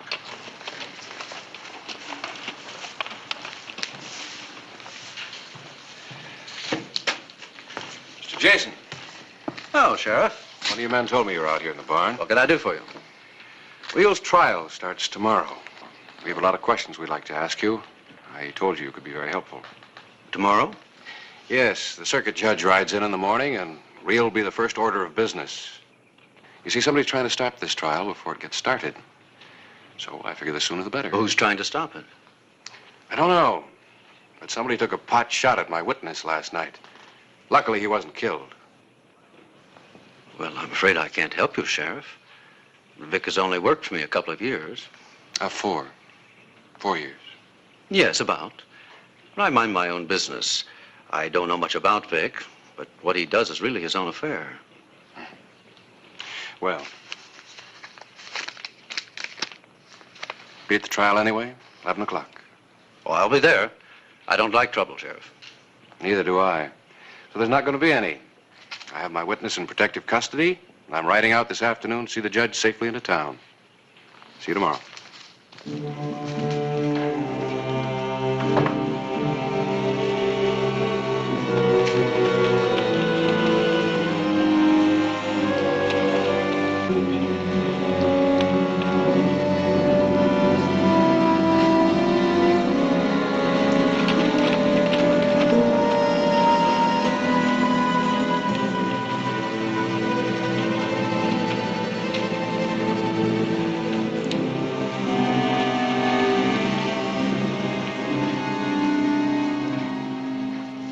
I asked Red to round you up fast for a reason. The Taylor gang has one last job to do. Wait a minute, Jason. You never told us that. Shut up and listen, Red. The man who saw Reel kill Sam Barrett is still alive. He was only wounded. Sheriff has him in jail in protective custody. Then let Jess go back and do it right. Why should we stick our necks out? Shut up and listen. Reel goes on trial tomorrow.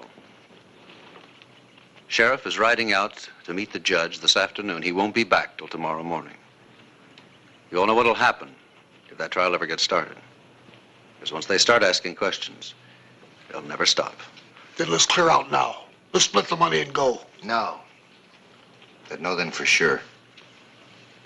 They got us all identified. There'd be no more hiding out. We gotta do it, Red. Do what? Well, keep your mouth shut and listen, I'll tell you. We get the witness and Vic and anybody else in that jail that can identify us. They'll know we did it. How? They'll have nothing to go on, Red. This is going to be very good, like a citizens committee, all worked up by this newsman's editorials. The citizens will simply be taking justice into their own hands. The editor will get killed accidentally. I don't want a lot of stuff in the newspapers every day about why did this happen and who's behind it. Who takes care of Vic? We all do. How? We hang him. Right in his own cell. Just as a good citizens committee would do.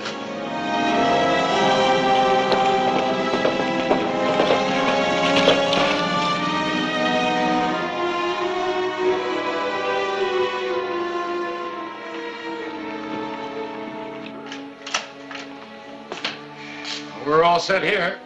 How about it? You still think it'll work? Oh, I sure hope so. Pete? Yeah? Come on in here a minute, will you?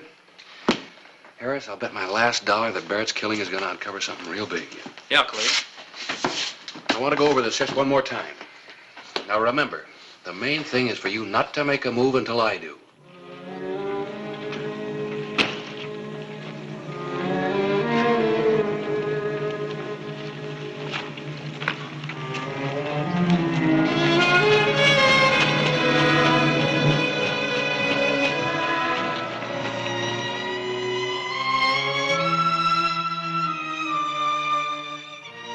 Dawn, March 9, 1886.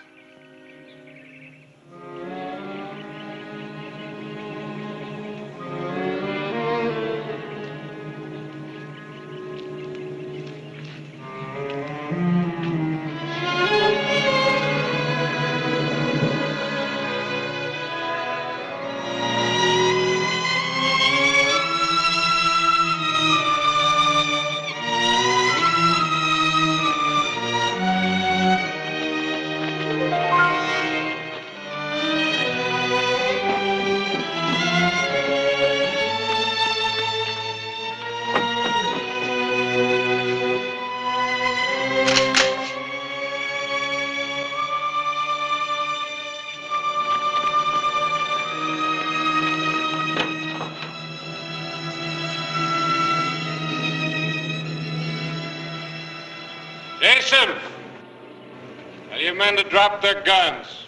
You're surrounded. I've got you in a crossfire.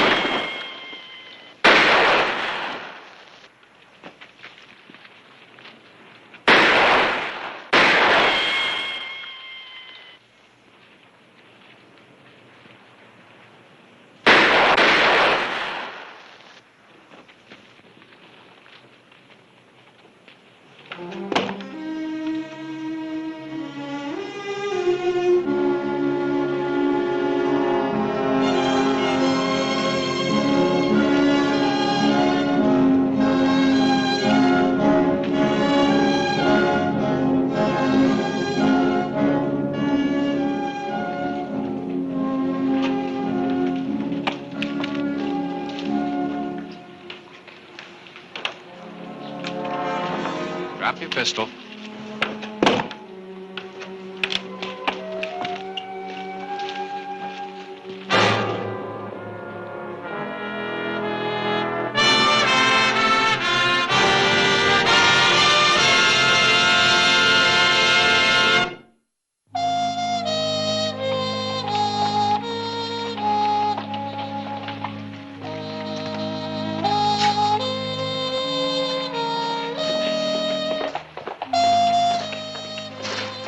captures Taylor gang. Couldn't be much bigger, could it? Now watch. Say, how's her shoulder? Oh, fine. You know, the Taylor gang was one of the most notorious train robbery crews in the West. And they say it was Sam Barrett's newspaper crusade that made them stop. I only wish he could have known this. Well, maybe he does.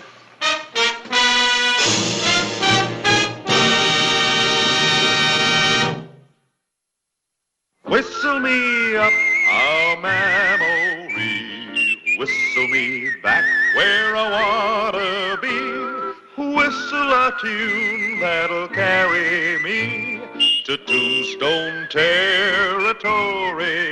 If your past has run afoul of the law, it's a handy place to be, 'cause your future's just as good as your draw in Tombstone territory. Whistle me up a memory, whistle me back where I wanna be, to Tombstone territory. Tombstone, Arizona Territory. Harris? Quint?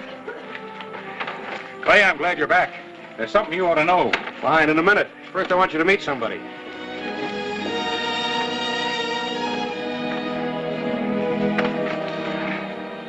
Miss Gay Monahan, Harris Clyburn, head of the Epitaph. It's my deputy, Quint. Miss Monahan? All right, Smokey, line him out. Clay. Miss Monahan's a lawyer from the East. She's come out here to practice. Well, welcome to Tombstone, Miss Monahan. Thank you. Miss Monahan, we'll stop by my office first. I'll take you over to your rooms at the Russ house. Clay, listen, I got you covered, Big Jim. Stand right where you are. Don't move any closer. Keep your hands away from your guns. Now, you're going to eat these lies you gave to the paper about me. You're going to take them back. What's it going to be, Big Jim? This or this? It's going to be either one. Are you on his side, too? I'm not on anybody's side. That includes your side, too, mister. Now, you stay out of this, Clay. I'm warning you. I want to see you down at the office. Harris? Come on.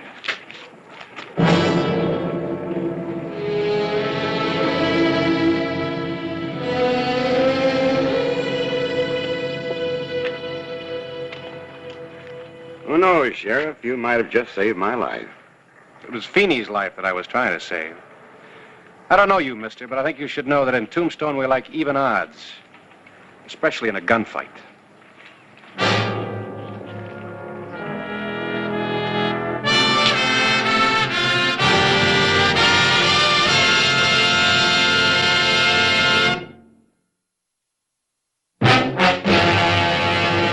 An actual account from the pages of my newspaper, the Tombstone Epitaph. This is the way it happened, in the town too tough to die. Tombstone Territory.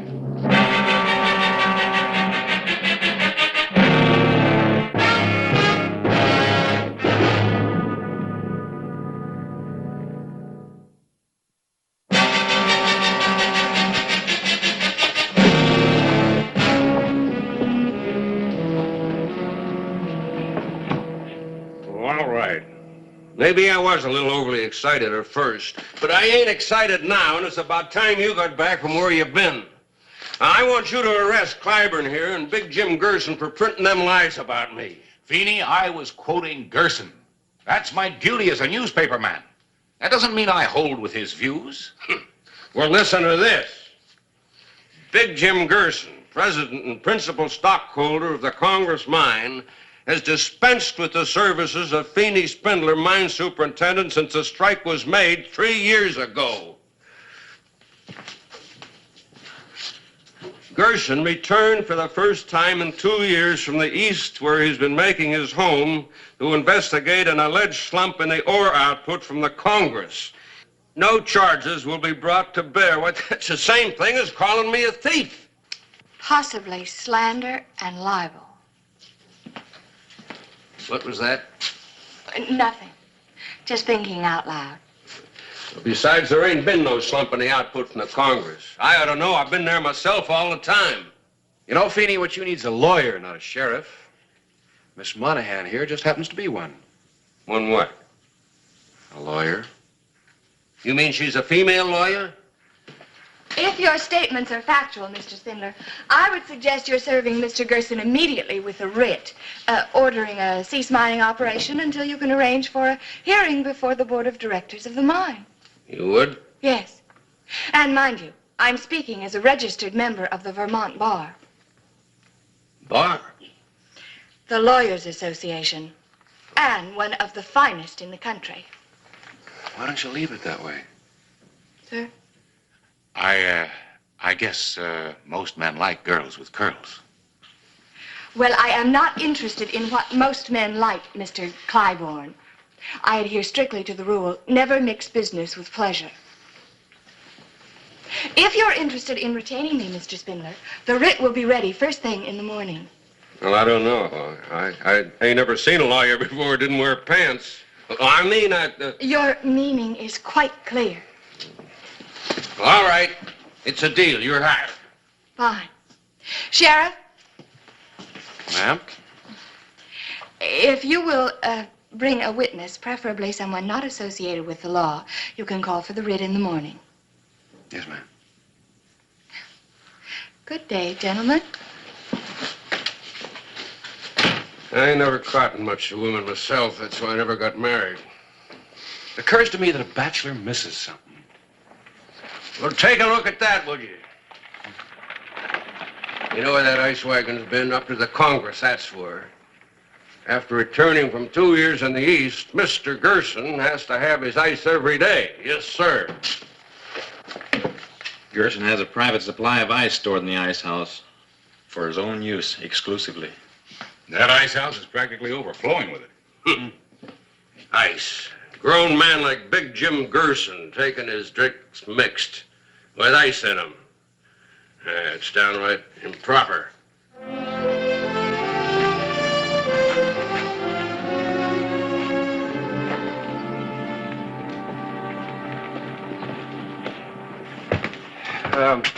Harris, there's no need for both of us to go in. I'll just go see if she's out. Oh, Miss Monahan is up. I'll just wait here and watch and listen. Uh-huh. Morning. Why, I must look a sight. It took longer than I planned. Almost all night, in fact. Oh, you'll have to have this court approved. Just any presiding signature will do. Any presiding signature? Yes. Oh, I mean a judge. Just any presiding judge.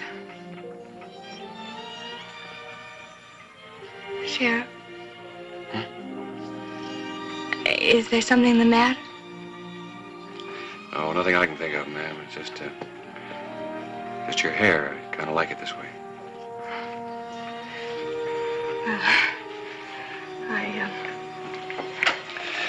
Morning, ma'am. Sheriff, well, I often wear my hair this way. Well, I wouldn't want you to think that I had rearranged my hairdo just for you. Yes, ma'am. Clay, wait for me. I'm going along.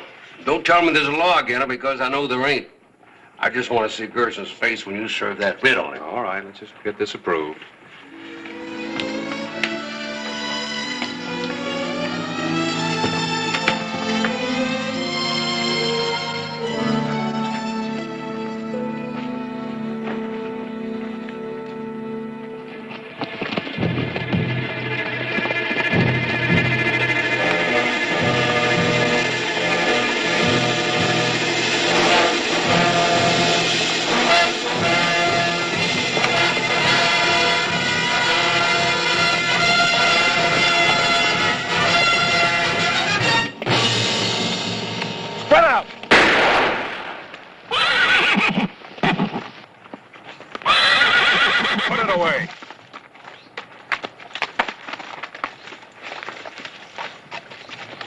Clay Hollister, you make me sick. Why don't you let me shoot? Well, mostly because you're a bad shot.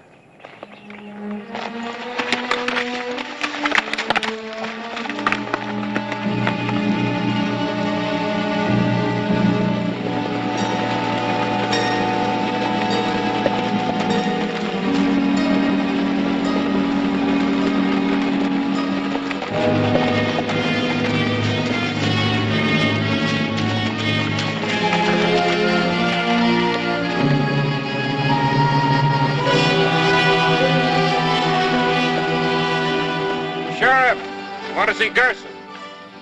Come ahead.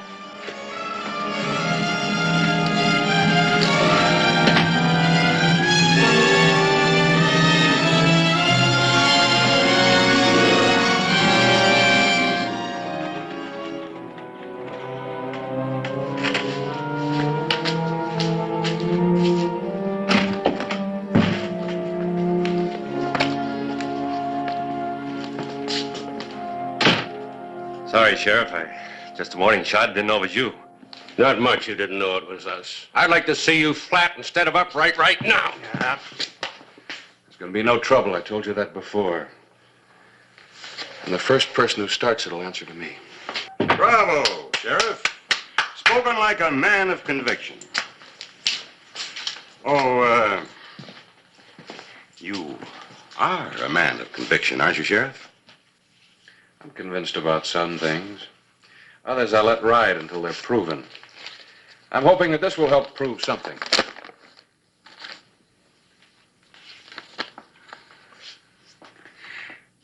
Feeney, you're stale.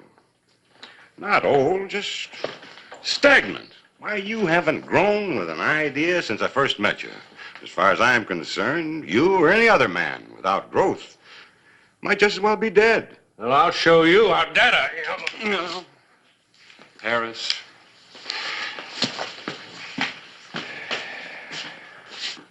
Mr. Gerson, ideas don't always help a man grow. Boot Hill is just full of small men with big ideas. Here comes the ice wagon, Mr. Gerson. It's a long, dry ride back. Before you go, perhaps you'd like a drink, chilled with ice. That's where I'd like to see you, Gerson, on ice. Now, don't keep that gun-happy squirrel of yours away from me. That's where he'll end up, on ice. I'll see to it personally. Perhaps some other time. There'll be another time.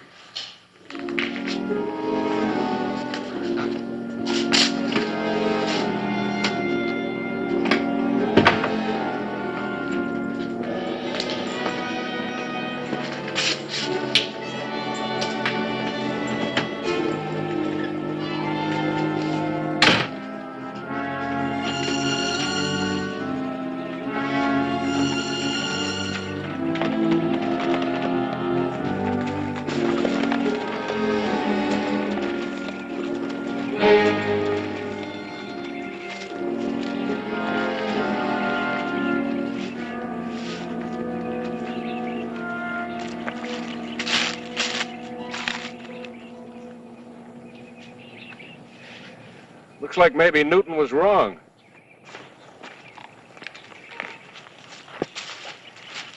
Newton? Yeah, Sir Isaac.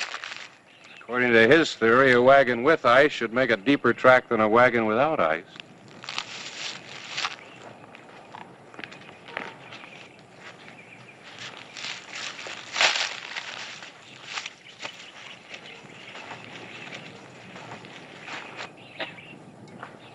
These tracks leading out are deeper. Maybe Newton knew what he was talking about.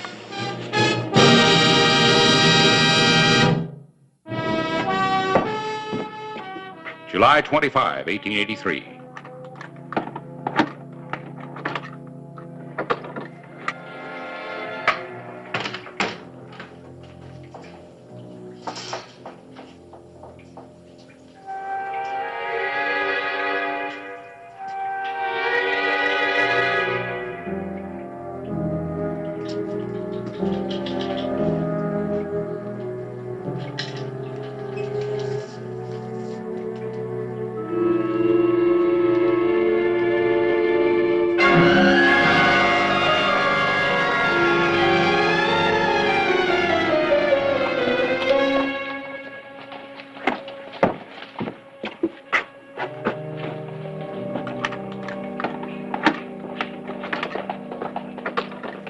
Shall I send for Mr. Gerson? I already have. Come on. I can't get in with you standing in front of it.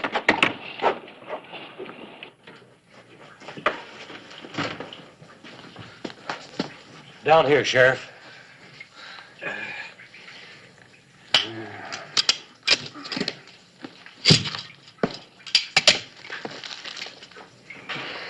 Yeah, he's frozen to death. Must have been there all night. I was in town. I heard you were looking for me. Yes, I'd like you to make an identification.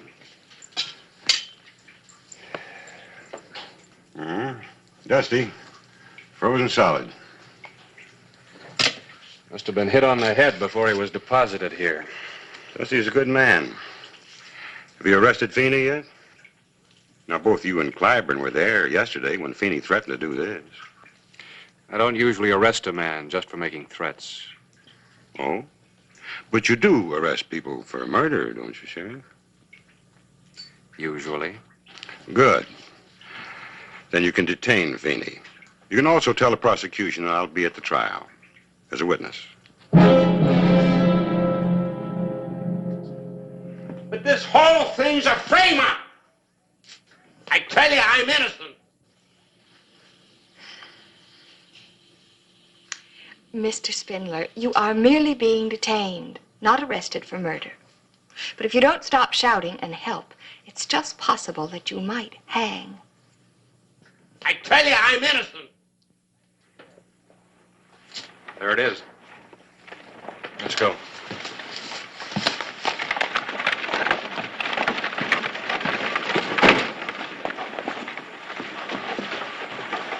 Bird! Come on down. Come in the line. You know, you don't look so well, boy. Why? I feel all right. Oh, well, a lot of people feel all right, and then just like that, they're gone. But you needs a little rest. We're going to see that you get it.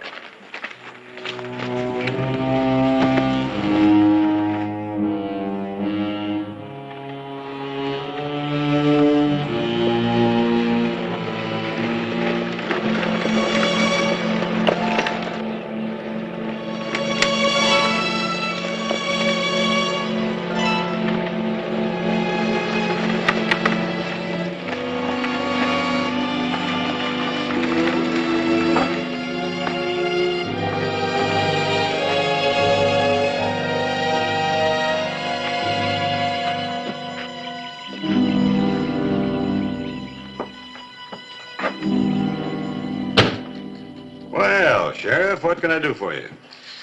Bird's Gray isn't feeling too well. I'm helping him out with his ice delivery. Now, that's real nice of you, Sheriff, but we don't need any ice today. Still got plenty left over from yesterday. You sure? Mm-hmm, quite sure. Well, then maybe you'd like something delivered back to town? No, nothing, thanks. Anytime.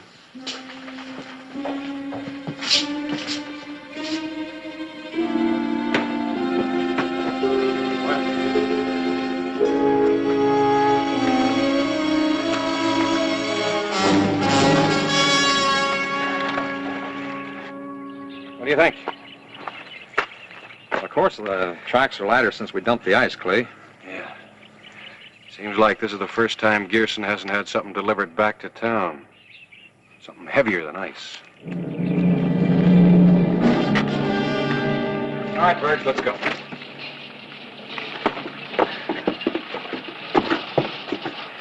Come on, open it up.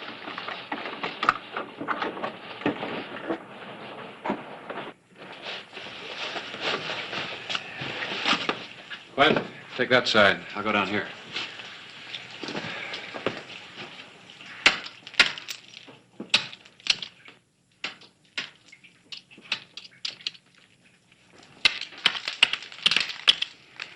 You won't find anything in here, Sheriff.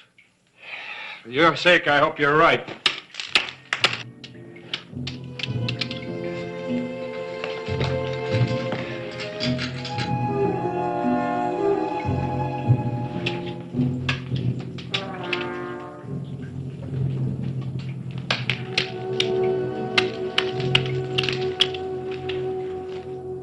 Don't anybody go for guns, or you'll die a little sooner. Let me see your back.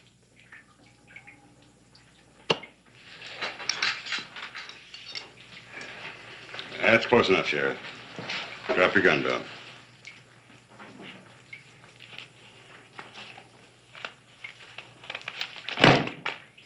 The pick. That large center block of ice, chip into it. Full of silver ingots? Like the Sphinx, I thought my secret was safe. It was, up until now.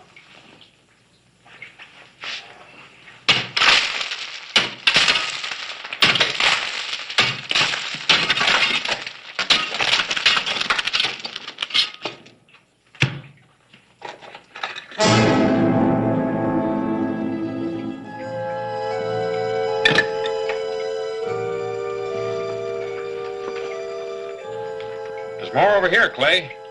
That's right, Sheriff. A great deal more. Enough to retire for a lifetime in style. 2 lifetimes, matter of fact. You see, I'm meeting a very charming lady in Mexico. I can't waste much more time. Kelly, get that stuff loaded. But what about afterwards? Oh, afterwards, it's going to be very cold, but you ain't going to feel it, Verge. I won't feel it. Now, with the door shut, it's soundproof in here. Now, you're going to have to die sooner or later, Verge. Take a choice. Please help me, Sheriff. I had nothing to do with this killing. Please help me. Ain't no help, Verge.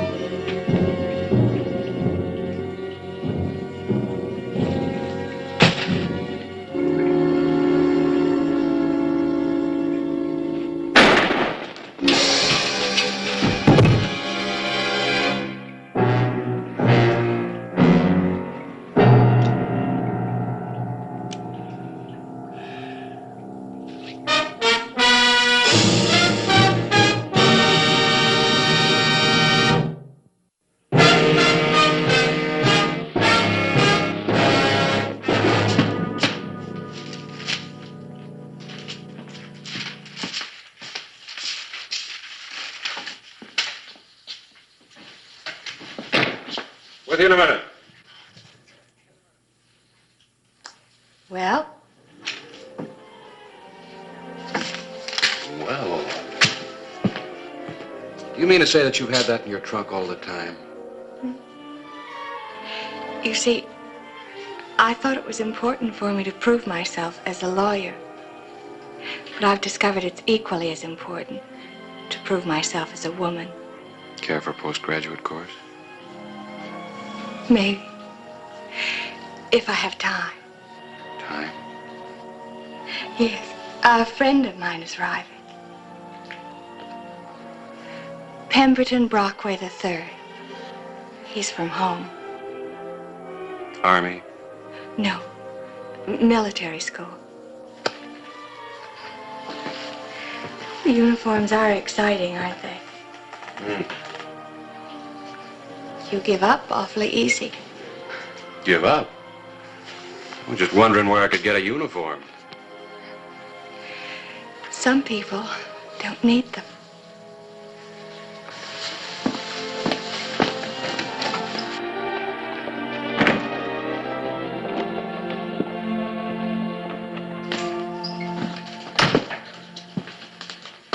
matter? You look like you just lost your best friend. Who needs friends? Hey, Quint. You don't happen to have a uniform, do you? No, why? Hey, you aren't thinking of joining up, are you? No.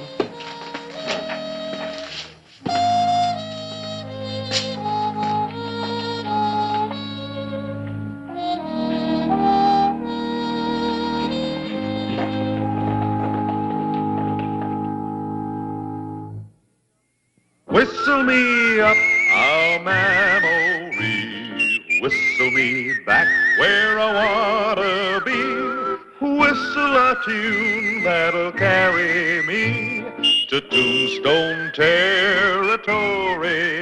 If your past has run afoul of the law, it's a handy place to be, 'cause your future's just as good as your draw in Tombstone territory. Whistle me up a memory, whistle me back where I wanna be, to Tombstone territory.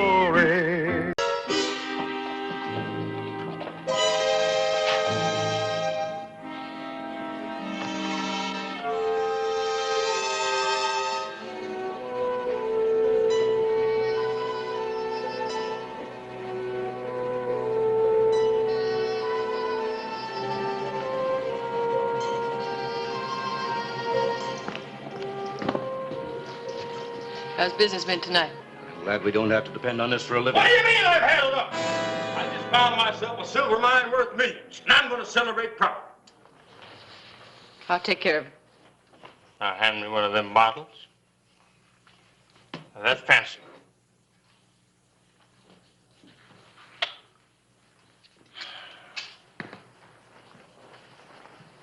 Give me the gun, Hal. Come on, hand it over. I was just joking, Lily. I know. I'll take him to the sheriff. He's gonna get some sleep. I'm not finished celebrating. You better watch out. The celebrating will finish you. Come on.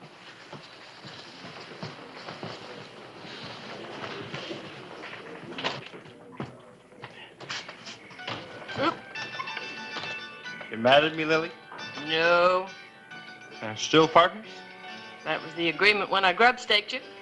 And you're just as rich as I am. Why don't the two of us have just a tiny little... No? No. You better get some sleep. Now, good night.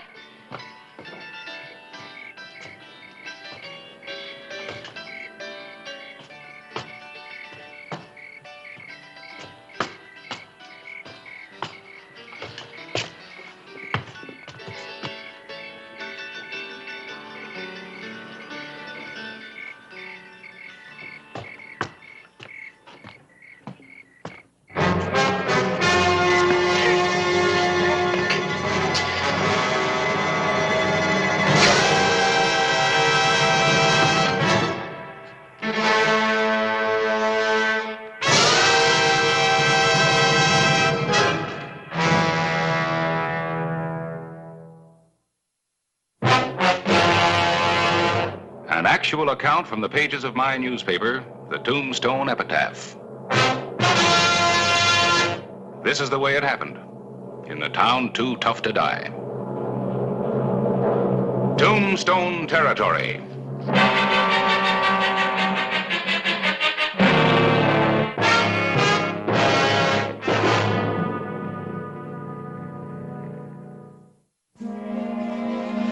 June 4, 1884.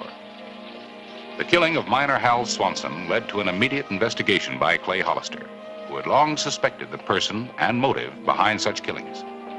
In an effort to gain proof, he formulated a daring plan of action. Vic? Here's that note for Tulsa Jack. You won't have any trouble finding him. He'll be in Skeleton Canyon working his diggings. After that, you better ride on fast. We expect to be in Tucson by Wednesday.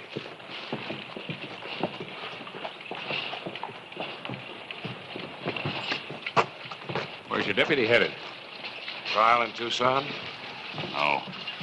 I thought maybe you had a lead on the Hal Swanson killing. Maybe I have. Hey, wait a second. What's the story? Well, you can tell your readers that I expect to arrest Swanson's murderer in the near future. I always have that set up. No kidding. Have you really got a lead? Yeah, I think so. I just don't like where it leads. Well?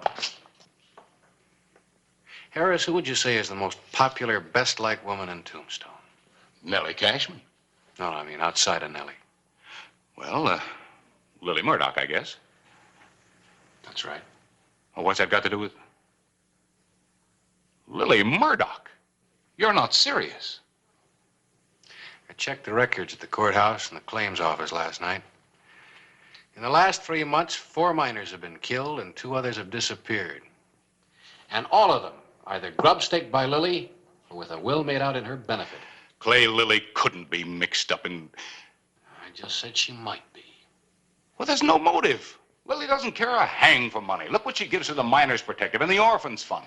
I know, but you've got to face the fact that 6 men either died or disappeared and Lily benefited. Where are you going? I'm going to go talk to her.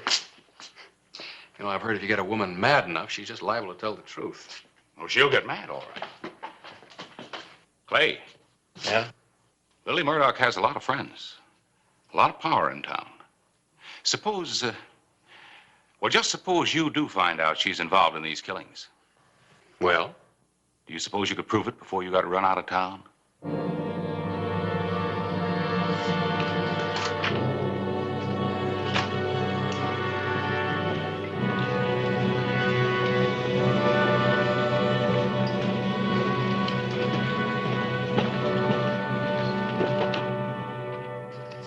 This looks all right, Matt. Anything else? Whitehead's offered $55,000 on Swanson's claim. We're not ready to discuss price on that yet. That's what I told him, but he... Come in. Well, Hollister, good morning. Morning. I hope I'm not interrupting. We just finished. The rest of it can wait, Matt. Yes, Miss Murdoch. Matt?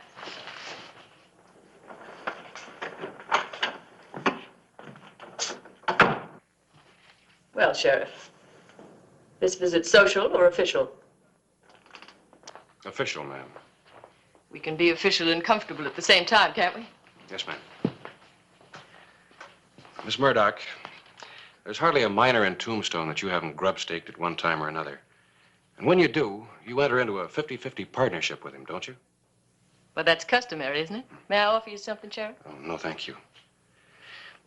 If the miner should die, do you automatically inherit his half of the partnership? Only if he wants it that way. Like Hal Swanson? Well, yes. I use the money to grub-stake other miners, or I give it to charity. You've been very generous. As far as I'm concerned, Sheriff, money has only one real value, and that's for people to use. I see.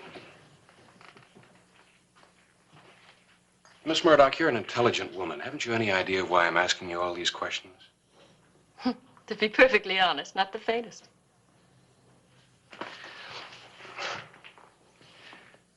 The person who benefits from a murder usually expects to be questioned, even if he or she has nothing to do with it. What do you mean? Recently, 6 miners have either been murdered or killed in what appeared to be accidents. In each case, you benefited by the death. Do you mean that you think that somehow I engineered these accidents or killings or whatever they were?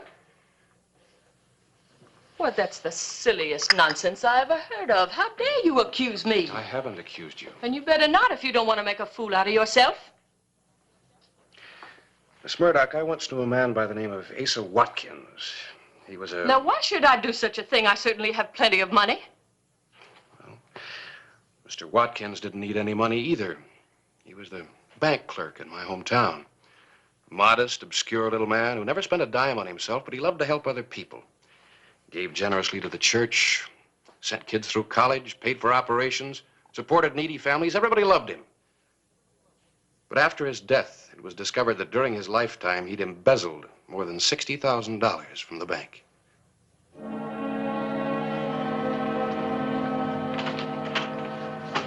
Get out of here. I said get out of here.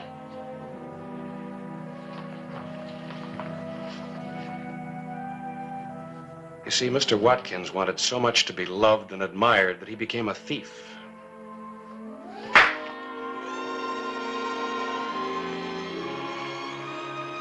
Wait. I have a lot of friends in Arizona, Mr. Hollister. Some of them important, like the governor. Some of them not so important. I realize that.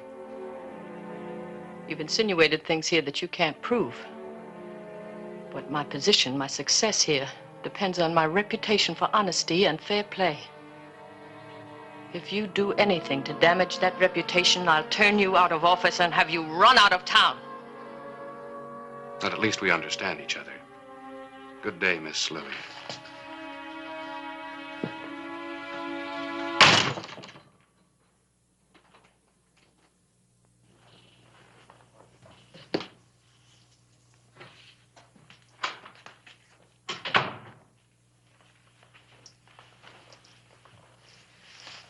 Did you hear?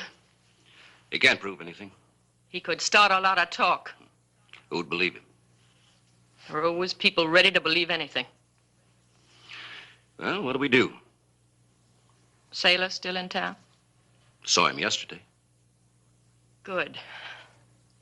Fine sailor.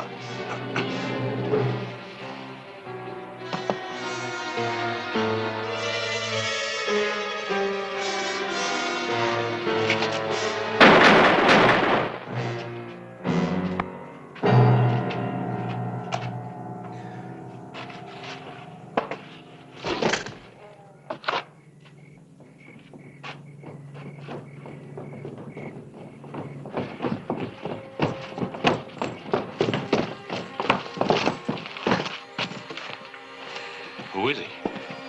Gunslinger by the name of Sailor. What do you have against you? He was for hire.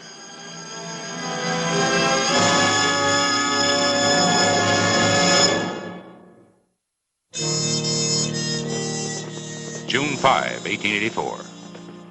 Clay Hollister had deliberately set out to arouse Lily Murdoch's wrath, and he had been successful. A few hours later, an attempt was made on his life. If you're so sure Lily hired that fellow last night, why aren't you doing something about it? I am. What, for instance? Waiting? For her to try again? Oh, for reinforcements. On his way to Tucson, my deputy was going to deliver a letter. A letter? Who to? Tulsa Jack. One of the few miners Lily never had to stake. Why Tulsa? I did a favor for him once. He's going to do one for me now, I hope.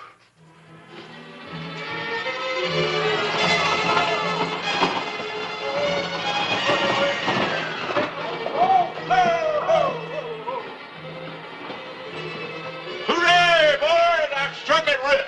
Struck it rich! Ha ha!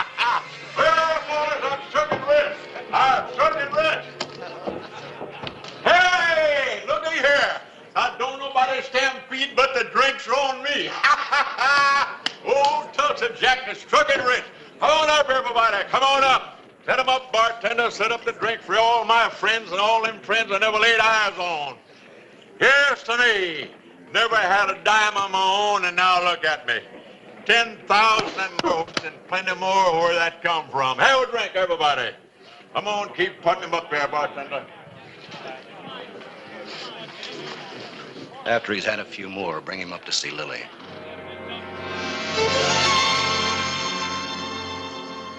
Well, just like any other creek you ever saw. Just you can jump over it, you know. It's shallow water and a sandy bottom. And underneath the sand was all this silver. Been collecting there for hundreds of years. Hundreds, maybe thousands of years, you know. Sort of like in a pocket. And now it's in my pocket. Where is all this, Tulsa? In Skeleton Canyon, the other side of Charleston. Oh? I thought your claim was, Well, no, that's just it, Lily. You see, it wasn't my claim. I don't know who it belonged to, so I had to get the stuff out fast. Loaded what I could in the saddlebags and then hid the rest. What I put in your safe wasn't 1/5 of it. So tomorrow, I'm gonna take out horses, pack horses, and bring out the rest. Well, that's wonderful, Tulsa. It couldn't happen to a nicer person. And you're sweet, too. Well, I gotta get back to my friends. You down there where the boys are, they'll be missing me. I'm sure they will. Lily, thanks for the drinks.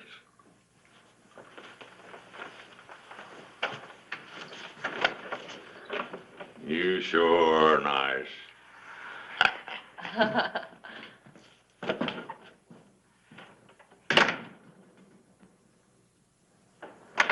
Boys?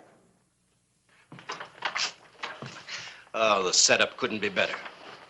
I don't know. The sheriff's snooping around. I don't want to risk it. Well, where's the risk? You didn't stake the old boy. There's no connection between you and him. Now, Sam and I'll bring the silver in and nobody will know. No, Matt. Now, look, we've played along. Let you give away half of everything we've taken in. That's part of the setup. Yeah, but lately you've been a little too generous. You act like you like throwing money away. Well, it's paid off, hasn't it? Why do you think people trust me? Would Tulsa talk as freely to anybody else? Look, the point is, we're the only ones that know. We can keep all of it, Lily, except the stuff he put in the safe. We'll turn that over to the sheriff. All right. Go ahead, but be careful.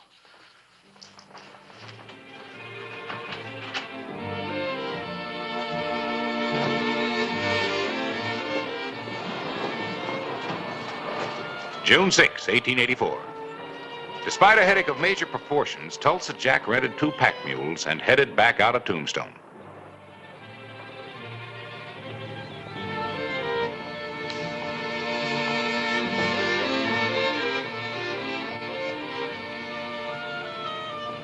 Tulsa!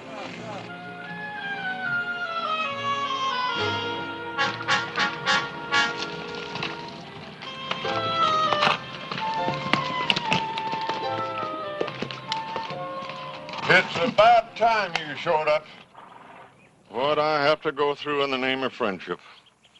You enjoyed every minute of it, and you know it. Last night, yes, but not now. I wish them meadowlarks wouldn't sing so loud. Well, there's some cover in those trees up there. Let's go.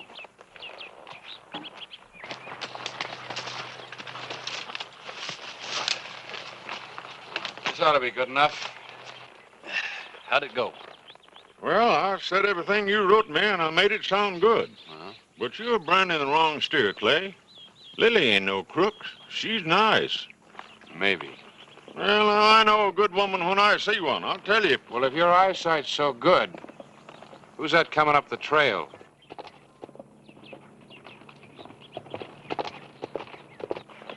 Well, I'll be. Lily's boys. You don't think they're riding out to Skeleton Canyon for their health, do you? Well, them dirty... You didn't tell them about the silver, did you? Oh, no, just Lily. Like I said, looks like he was right. What do we do next? I'm riding back to town. You stay out of sight. Tomorrow about noon, we're going to give Miss Lily Murdoch the shock of her life. Up for him.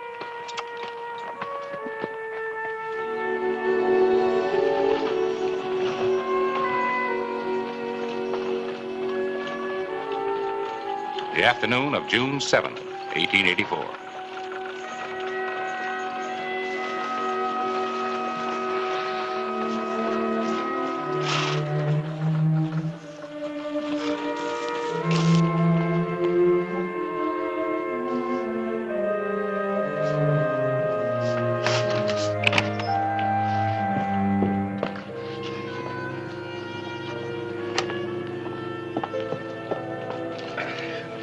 Who's that? Tulsa Jack? Yeah. He's been shot. You, get Doug Cunningham.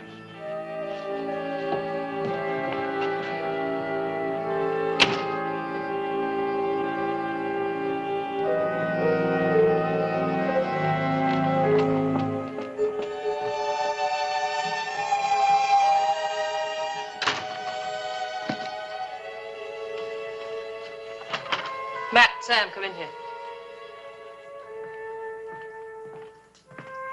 What's the matter? So Tulsa never showed up. What are you talking about? Of course he didn't show up. You're lying. What did you do with the silver? I tell you, we didn't see any silver. Tulsa didn't show up. I see. You decided to cut me out and split the silver between you. Now, wait a minute. Now, look, Lily, put down that gun and listen to me. We didn't find any silver. Tulsa didn't show up. Really? Then how come his horse just brought him in with a bullet in his back? What? Now, I'd give you just 5 seconds to level with me. Look, Lily. Your time is just about up. Who is it? Hollister. Come in.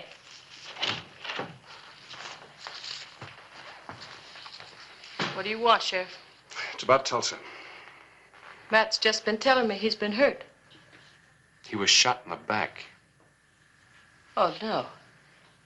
Is he? He's in the hospital. He's holding on. He wants to see you. Of course. I'll go right away. You better come along, too. What for? You'll find out.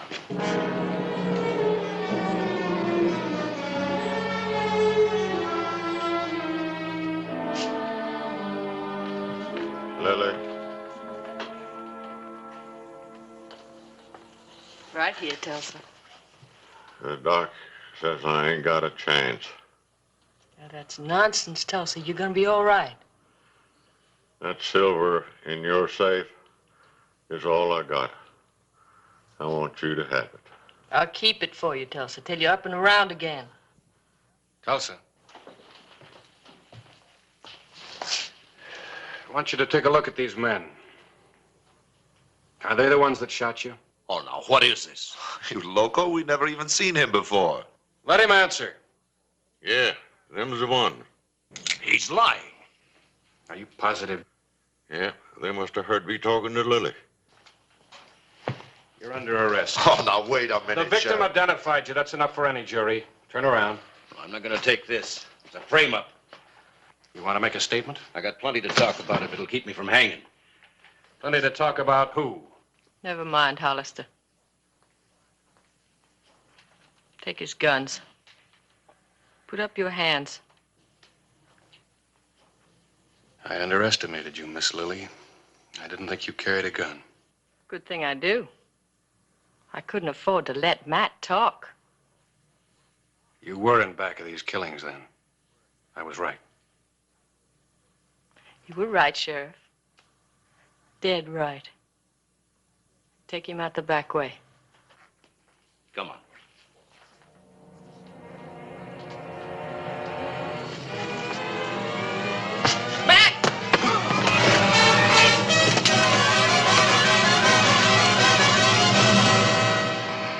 Will you join us in my jail, Miss Lily? You can't prove anything. I've got influence, friends. Friends have a way of deserting you when you stand trial for 5 or 6 murders. Let's go.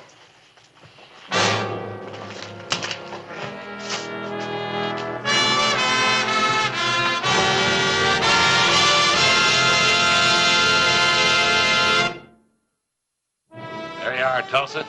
Keep it as a souvenir. Really want to thank you for your help. Well, somebody had to do the job. It was your testimony convinced the jury. Yeah, I know. But this town ain't gonna be the same without Lily. You know, she done an awful lot of good. Helped out a lot of folks when they needed it. Well, what you say is true, but she also was responsible for a lot of killing, Tulsa. I know, but she was a nice woman. She was an awful nice woman. I'm gonna miss her. We're all gonna miss her. Yeah, Lily was a nice woman. I don't care what you say, Lily was a darn nice woman. Yeah, she's pretty, too. And her hair, boy,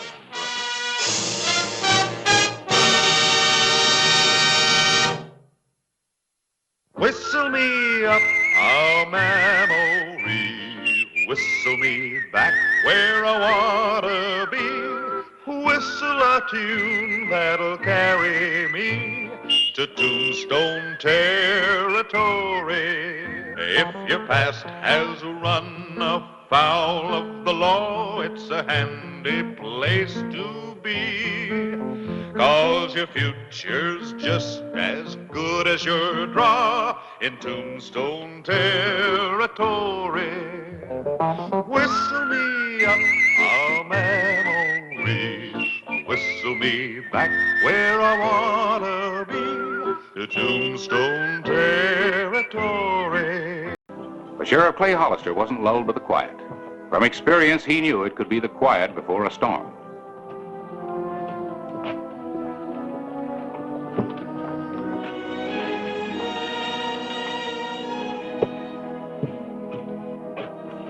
And the storm was brewing a few miles away in the town of Quartz Hill, where Marshal Vern Fawcett was taking one of the notorious Holcomb brothers into custody.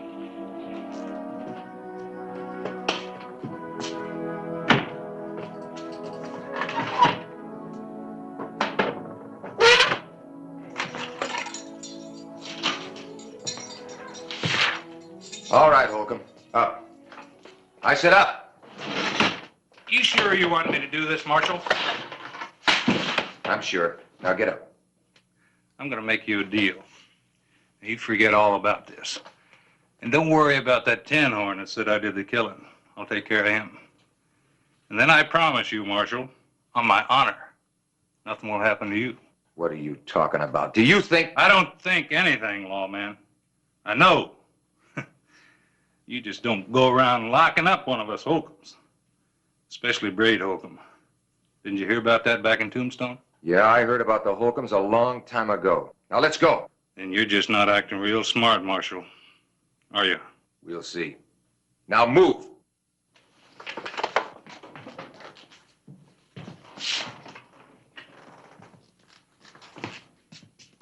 Once you lock me in that jail, you're a dead man.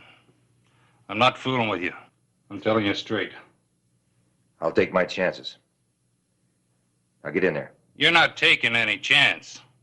I just gave you the only one you're gonna get.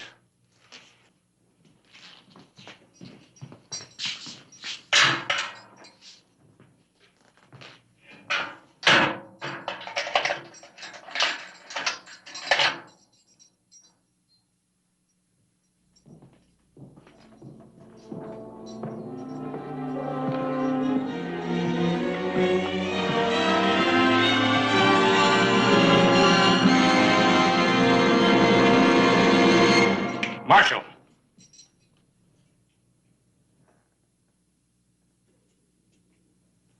Open it.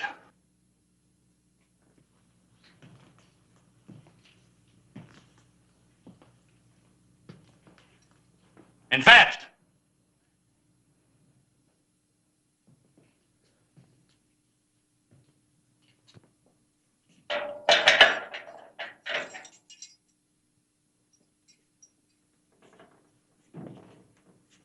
Thought you heard about the Holcombs.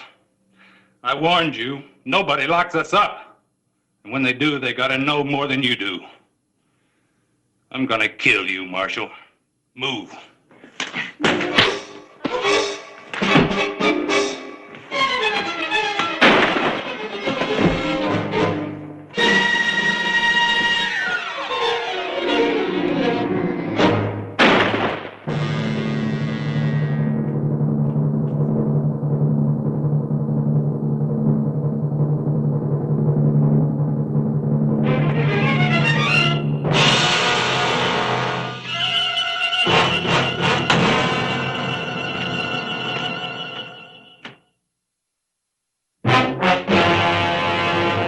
An actual account from the pages of my newspaper, the Tombstone Epitaph. This is the way it happened. In the town too tough to die. Tombstone territory.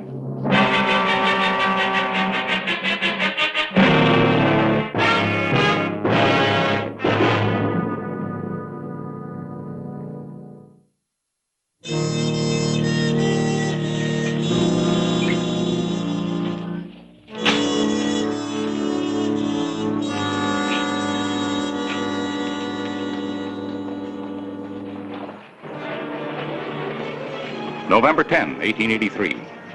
The news of the killing of Braid Holcomb by lawman Vern Fawcett had just hit the telegraph wires.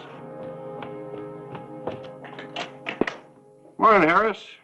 I guess the normal greeting for a newspaper editor is, any news? When you're answering a sheriff, the reply usually is, it looks like there's trouble. Uh-oh, what's that? Dispatch from Quartz Hill. Vern Fawcett arrested Braid Holcomb. Holcomb apparently tried to escape. Vern killed him. Oh. Killing anybody is unhappy business, even for a marshal in the line of duty. It must be, because Vern turned in his badge yesterday. Quit cold. Well, just because of the shooting? Dispatch doesn't say. Just says that Holcomb's two brothers and their cousin are out gunning for Vern right now. I didn't think Vern had run. I don't know. They seem to think he's heading back to Tombstone. I hope not. That could mean trouble for his family. Yeah, family feuds come easy for gunslicks like the Holcombs. And for some nice people, too, like the Fawcetts. What do you mean? Well, Vern's brother and father come to a boil a lot quicker than some people. And if the Holcombs start riding them... Yeah, you're right. I'd best go out and talk to Ben and Gabe. Good. I'll go with you.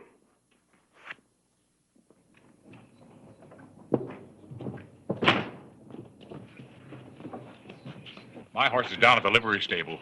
Why don't you pick me up as you pass that...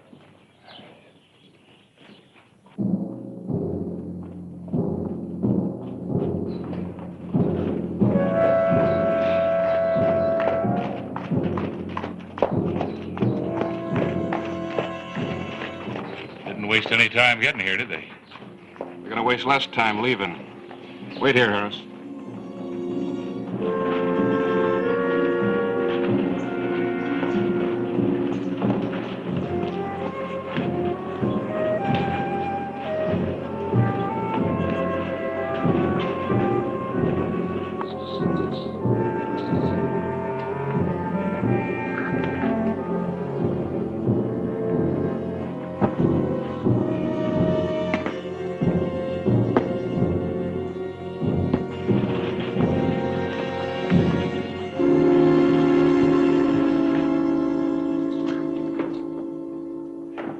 Hunk? Tip? I guess this must be the cousin, huh? You boys have come to town looking for trouble. You can stop right here. You mean that bushwhacker Fawcett? Even he wouldn't be fool enough to come here. Everybody knows this is where his family lives. Then why have you come to Tombstone? We thought we might mind our own business. You ever try that, Sheriff? Yeah, once that I can remember. Isn't that why two of you spent last spring in jail here? Yeah. Put on 6-7 pounds. Just eating, doing nothing. Well, you go right on doing nothing. Because if you do anything, you'll be lucky just to wind up in jail. Sheriff, you'd be surprised just how lucky we can be. You got until dark to clear out and stay out. And if we don't? Then your luck will have run out. You've got less than 5 hours.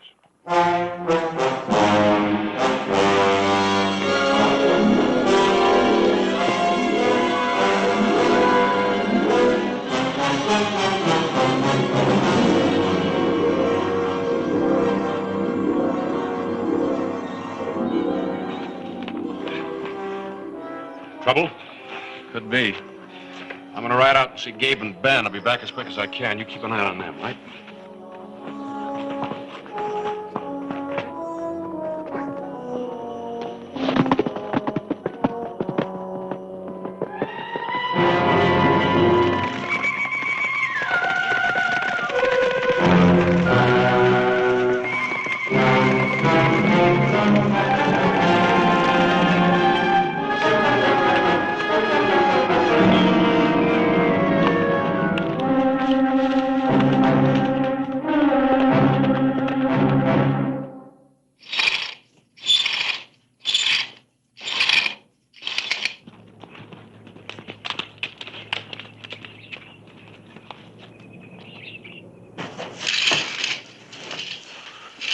sheriff, huh? So it is. Haven't seen Clay in quite a while. Well, good seeing you. Gabe, Ben? You looking for something, Sheriff? Oh, no, just noticing your hand. For just the two of you, you do a real good job. You know, if I had a spread like this, I'd quit my job so quick it'd make your head spin. Maybe, maybe not. The lawman in our family don't feel that way. Maybe Vern does. When was the last time you heard from him? We got a letter last week. Clay, there's something on your mind. What is it? You don't know? No, what? Vern turned in his badge yesterday. Do you know why? All we know is that he quit his job right after he killed Braid Holcomb. And Braid's two brothers and his cousin are out after him. You saying Vern yellered out? I'm not saying anything. You're sure hinting it, though. Ben, please. You figured Vern came back, huh? I just hope that he hadn't. Don't worry. The Holcombs show their ugly faces around here. They'll get them blown clear off. Holcombs are my problem, not yours, either of you. Is that clear? Listen, if they come gunning for us or Vern, then the only thing Don't get so all fired excited, Ben.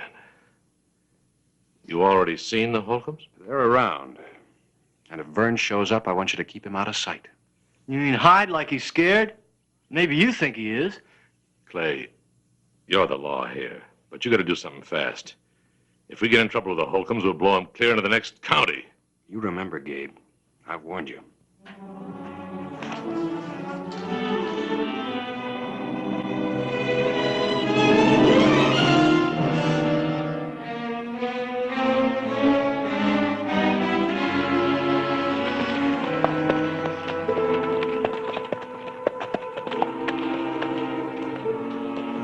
Come on up to the house and see if your brother's come home.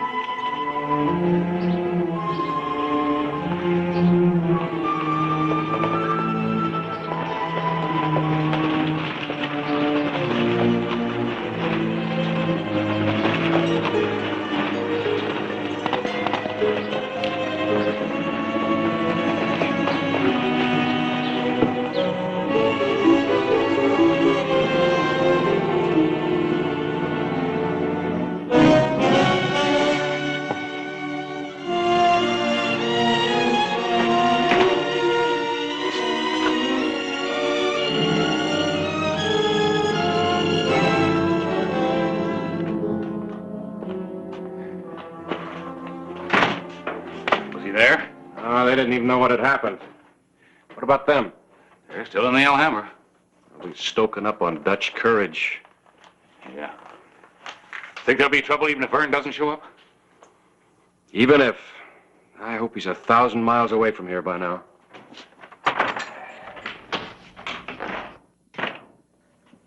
Something wrong? You two look like you've just seen a ghost. Maybe we have. Name of Vern Fawcett?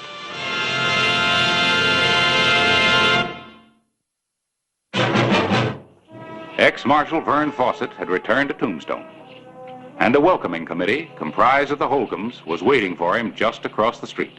The way you two jumped when I came in, I thought maybe I'd done something wrong. You have, Vern. Wrong? In resigning? Coming back to Tombstone. I put his horse out back, Clay. Thanks. Why? I've got as much right to be here in Tombstone as the next man, even more. Maybe he doesn't know what happened since he quit.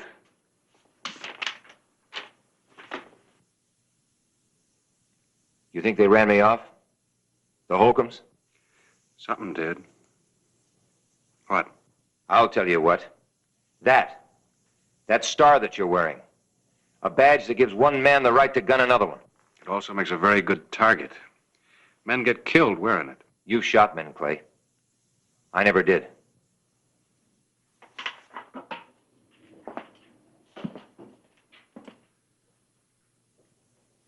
You squeeze that trigger.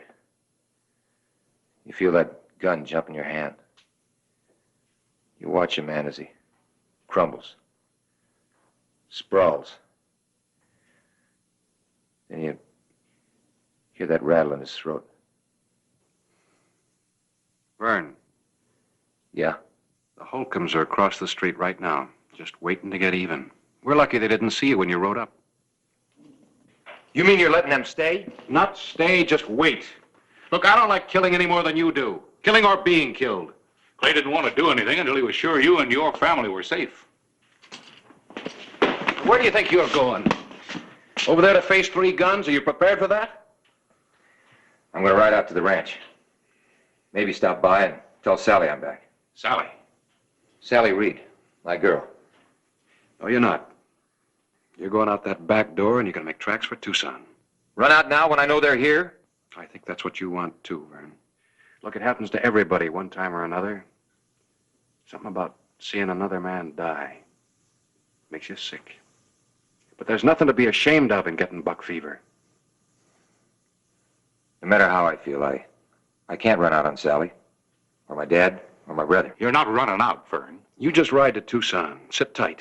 I promise you I'll talk to Ben and Gabe and make them understand that you're doing it for their sake. And if I won't? And you're going into one of those cells. Protective custody. Don't you mean you're going to have to put me in? You want to make a break? Go ahead. Try it.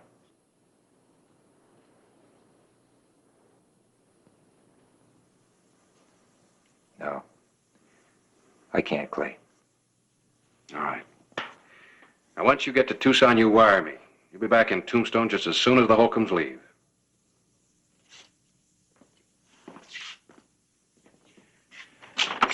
Road to Tucson goes by the crossroads to their ranch. I know it.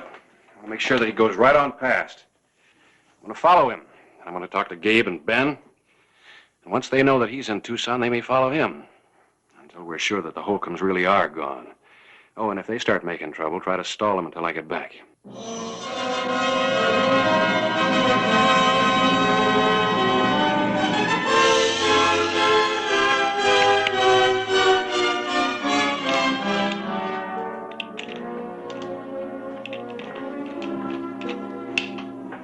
This is driving me wild. We just can't go on waiting here forever.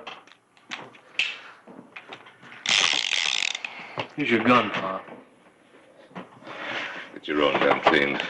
If he's not here by the time you're ready, the 2 of us are going into town. We're not going to let him face 3 guns all by himself.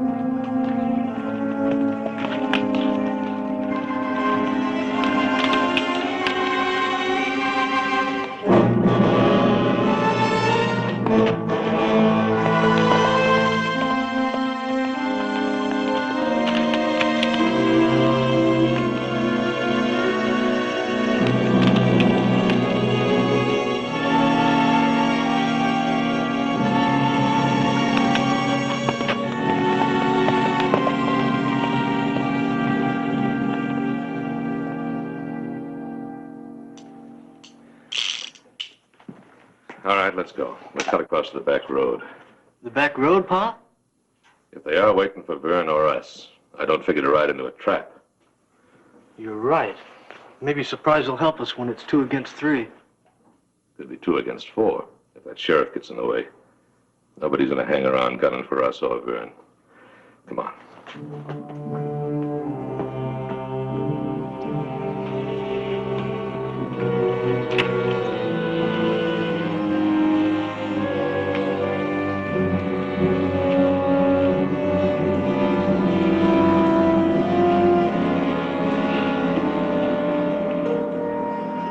Let's sit down. I'll go take a look.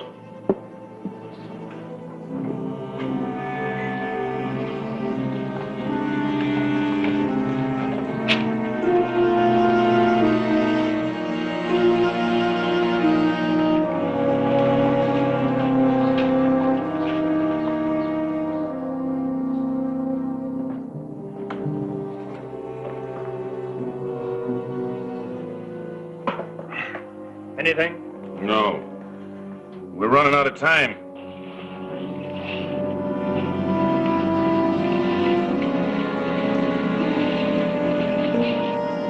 I thought you were so sure that tin badge would run out and tell his old man we were here. If they're waiting for us, we're sure not going to disappoint them. One more drink and we'll start riding.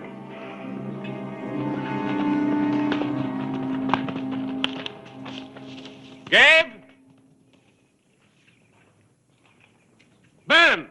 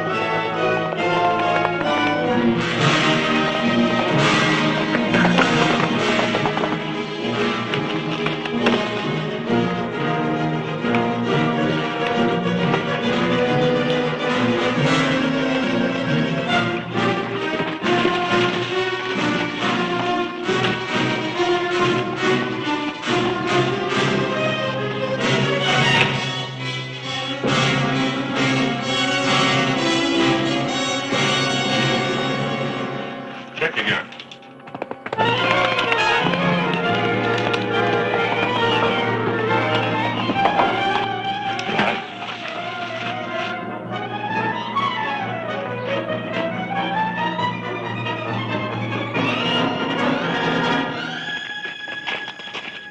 Gabe, get off the street.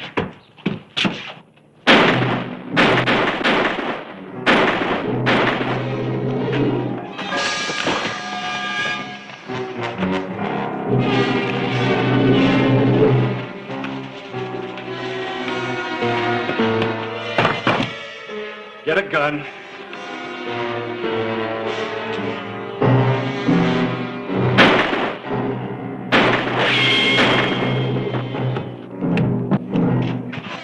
Gabe! Get back here! I'll cover you! Ben!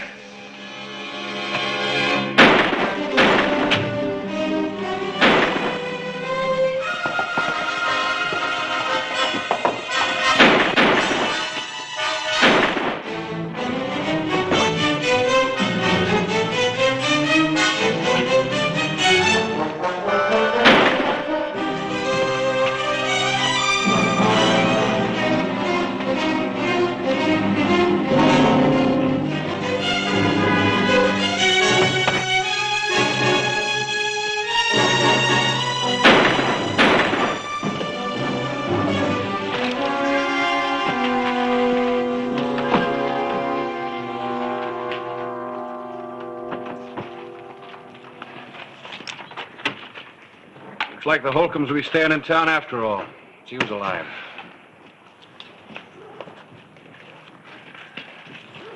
You were right, Clay.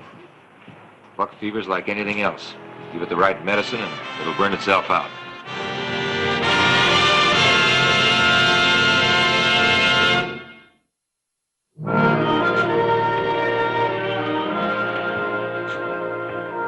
Gabe!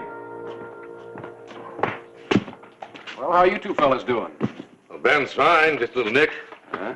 Doc Cunningham says I can throw this thing away pretty soon now. Well, I got a fair exchange for you. I got one of these as deputy. I'll trade it to you for that cane. No thanks, Clay. I think I'll see how good I can do with a rope and a branding iron and Sally if she'll so have it. She better have you or the whole Fawcett tribe will come after her roaring for trouble. All I ask is when she says yes, you tell me.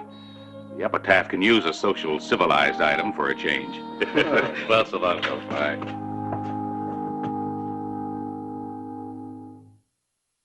Whistle me up a memory, whistle me back where I wanna be, whistle a tune that'll carry me to Tombstone territory.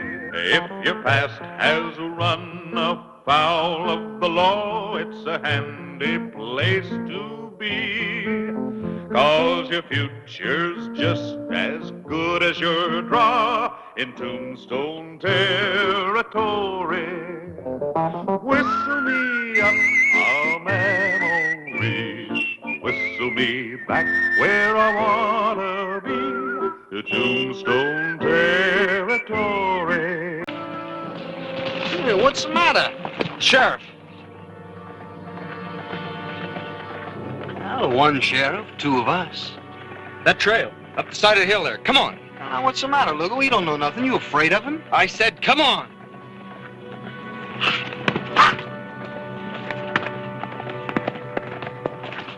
Morning. You been in Tombstone? Yeah? Why? You resemble somebody I'm looking for. I'd like to ask you some questions. Hold it! Hold it!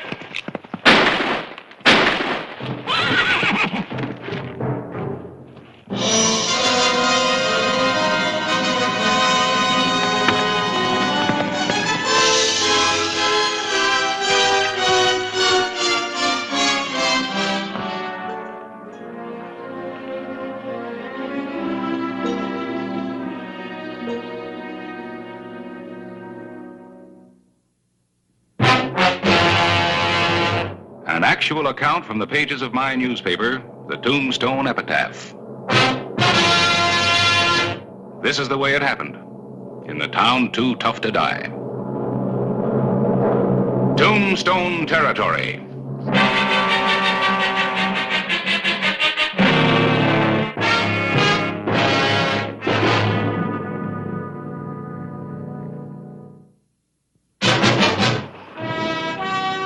Noon, December 9, 1884. A young and unknown gunman lay seriously wounded after a reckless attack on Sheriff Clay Hollister. Outside of his wound, he may be going into pneumonia. Who is he, Clay? I don't know for sure, but he answers the description of a kid who's been reported hanging around the bank. I started asking questions and he started shooting. Well, somebody's got to be with him every minute.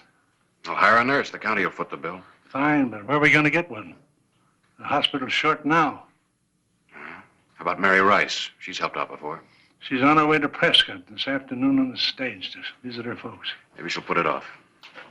Well, maybe, for you. Galeyville, town of a black and lurid history. The only inhabitants, the lawless.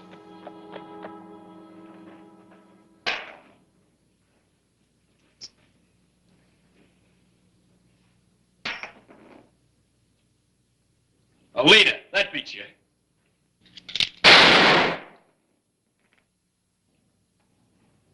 You're getting too good, Snyder.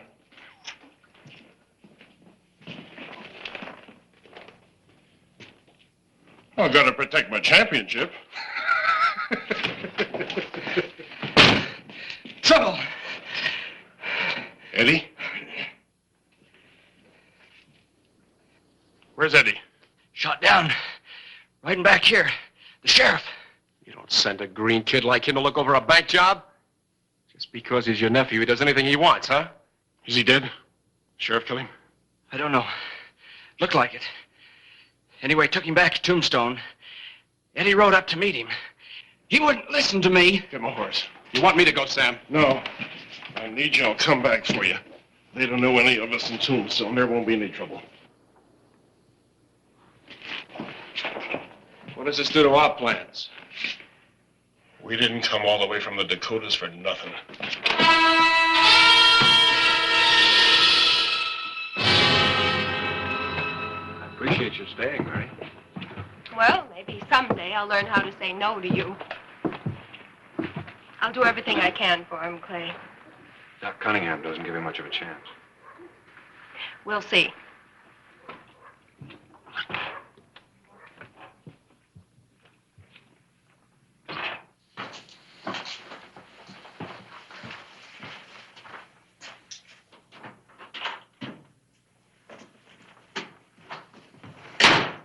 Got a pretty sick boy here, Mary.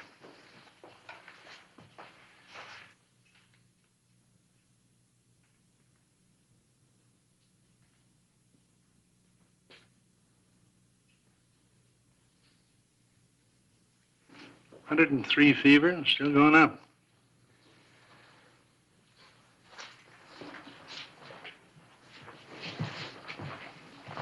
Mary, Clay, mind coming back later? thanks again for your help.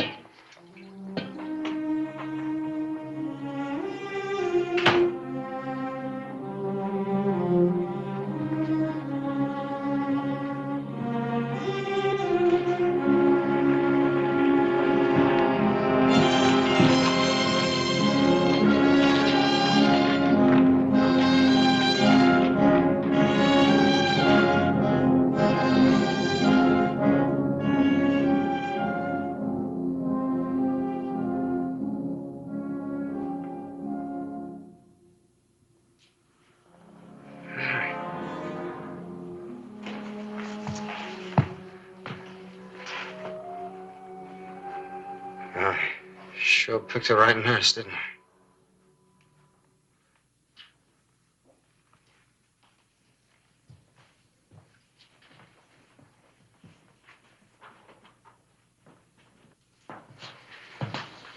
Yes, Clay? Who is he, Mary? He can't really be a criminal. He was never even really wild, no matter what people said. All right. Let's start with his name and where he wasn't really wild. Look, Mary, if missing me is all he's guilty of, there won't be any charges. His name is Eddie Casper. He's from Prescott. I haven't seen him in, about 6 years. Casper. Nobody by that name's wanted for anything that I know of. What about his being wild?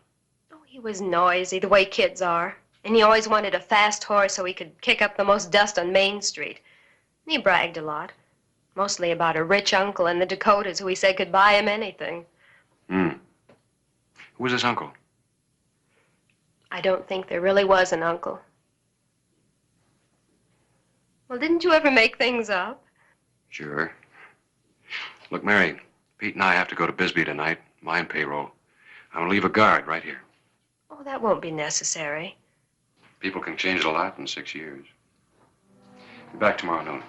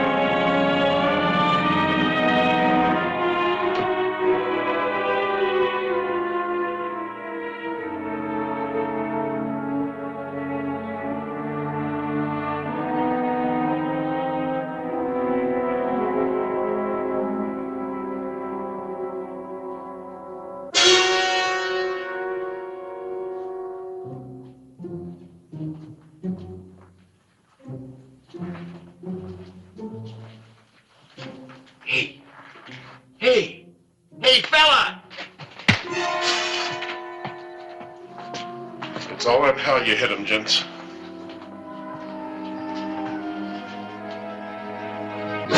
Yes? We're taking that boy. Why? Who are you? His kid. His kid? I'm his uncle. Don't yell. Don't do anything. Eddie? Eddie, how you feeling, boy? Sam, I'm sorry, Sam. There's nothing I can't get you out of. We're taking you back. You're not taking him anywhere. Moving him now could kill him. We got a wagon full of straw. Easier ride than the way he got up here. He's verging on pneumonia. He needs constant care. And he's gonna get it. Good care.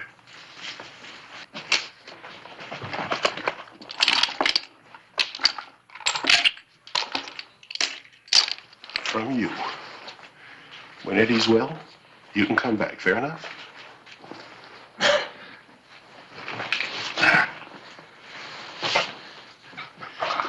Easy with him now. Easy.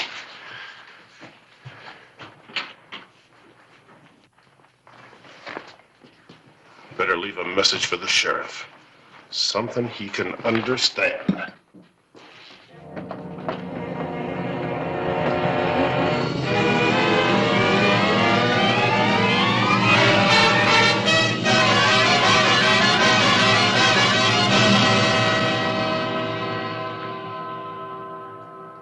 Take any stock in that? Yep. That's not going to keep me from following him.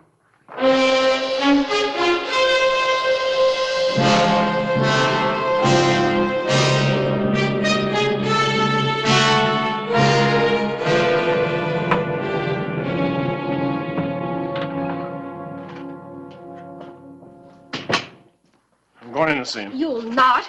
The trip is too much for him. His life doesn't mean a thing to you, does it? It's the only life it does. Well, then from now on, you're going to do exactly as I tell you. Here. This is a list of medicines and supplies that I have to get from Dr. Cunningham at the Tombstone Hospital. What's all this? Latin. Pharmacological Latin. It's the only way medical supplies are ordered, and Eddie would die without them. I'm warning you, if this is a trick, tell them where we are. Is my name on it? Does it say anything about Galeyville or you?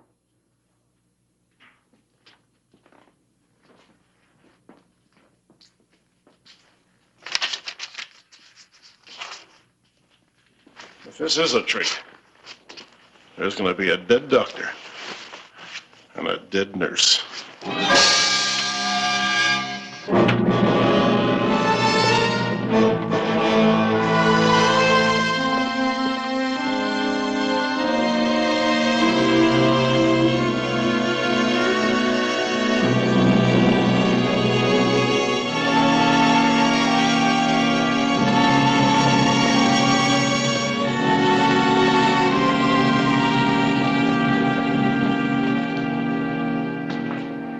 We don't even know who we're looking for. We'll find out. Just keep asking questions. Did you get any answers? Not today. We'll be going out again tomorrow. What do you want to see me for? Here's a note. All right, what is it? It's from Mary. It's an order for medicine written in Latin. And directions, maybe where to find her. Picus Latus. Village of the bandits.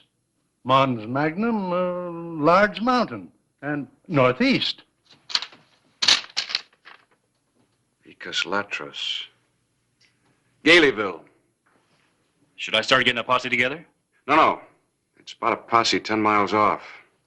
Kill Mary, like they said. Maybe one man might make it. I'm starting tonight for, Picus Latros.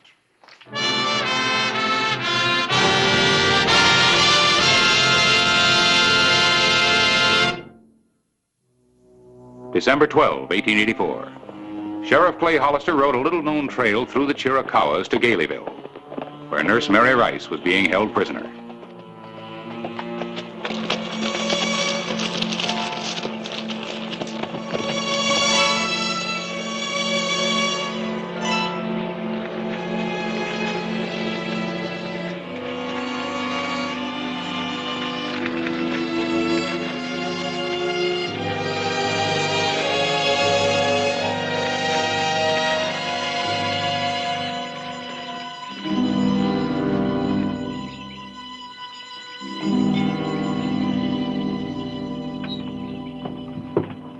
Eddie looks real good this morning.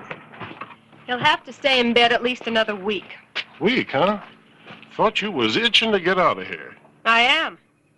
Well, you just let me know when you're ready.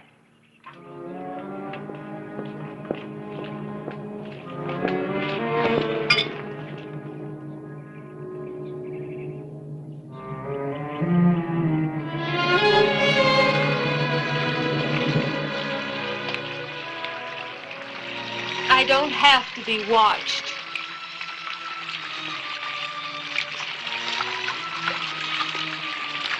I'm here to do a job, and I'm leaving when it's over. Yeah? Tell Hoskins.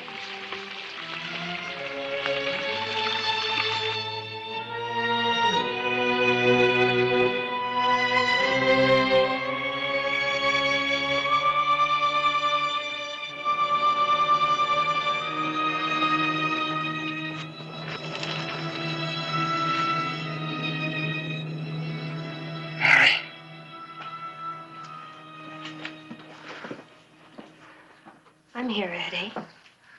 Please. Just stay here.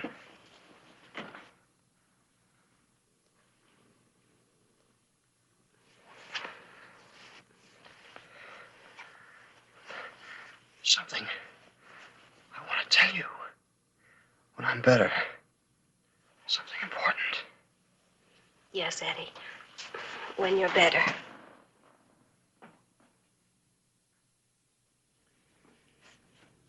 How long are you going to keep her here, Sam? She's a lively, handsome young woman. Look, Sam, she's seen enough and heard enough to hang us all. How much longer? You'll be the first one to know, Snyder.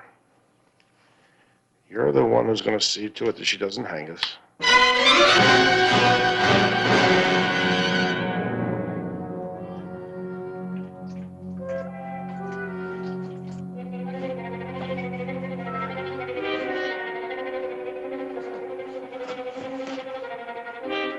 Come on. We're getting out of here. I can't leave him, Clay. Not yet. He's just not well enough. And when he is well enough? Then they'll let me go. Oh, Clay, when I sent that message through to Dr. Cunningham, I didn't mean that. What did you mean? Well, we can't leave him here to die. Look, Mary, be sensible. They'll never let you leave here. Clay, I've got to help him. And I don't mean just as a nurse.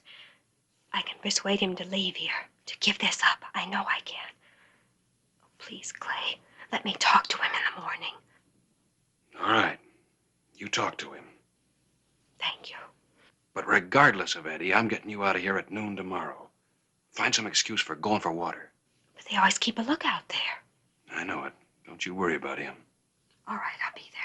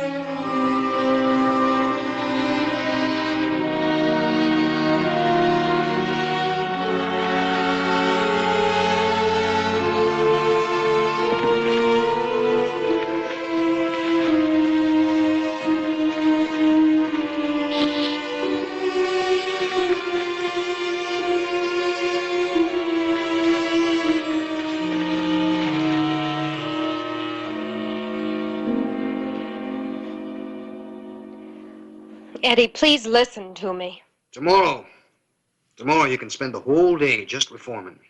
You were almost killed. Didn't that prove anything to you? Yeah, it proved a lot. To hit what I aim at, like Clay Hollister. Nobody can keep you here. Soon you'll be well enough to leave. I'll help you. I want to help you. Why? Because you mean a great deal to me. Enough to go away with me? Eddie, do I have to be in love to want to help you? You seem to forget I joined up with my uncle because that's the way I wanted it to be. You don't want it. You're still young. You could have a real future for yourself. You could go to California or back east. Well, in no time at all, you could have a wonderful new life. I got everything I want right here.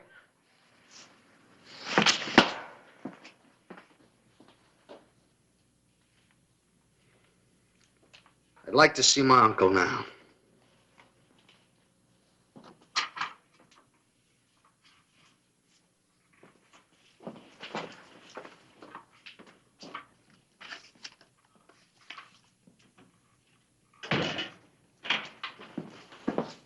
Eddie would like to see you. All right.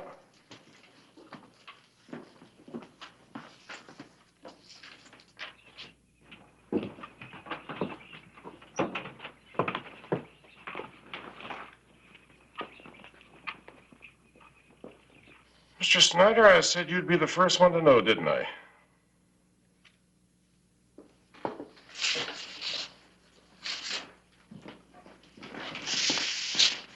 Quietly, Mr. Snyder.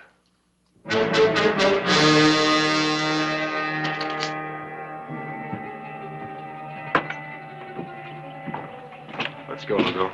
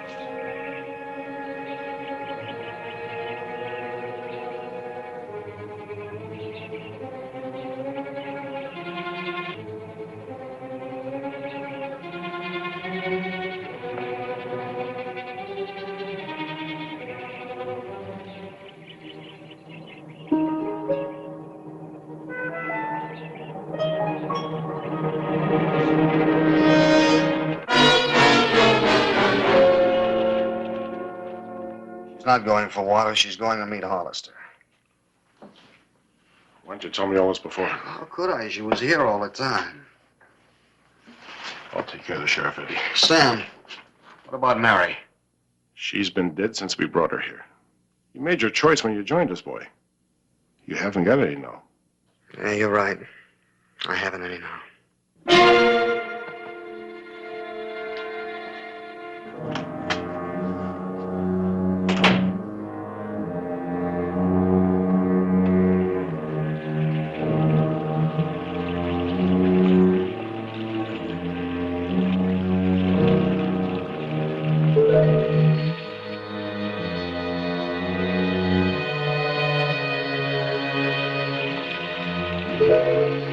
Mary.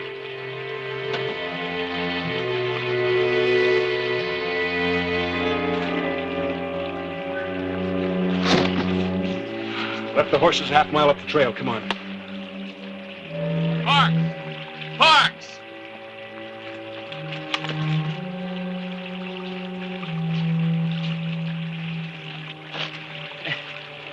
Hey, you suppose Parks took her for a little walk?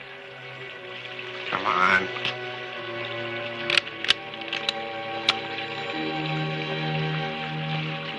All right, drop your gun belts.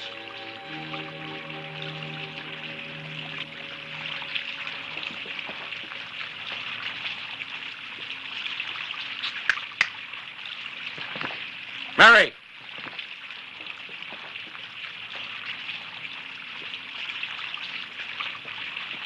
Pick him up.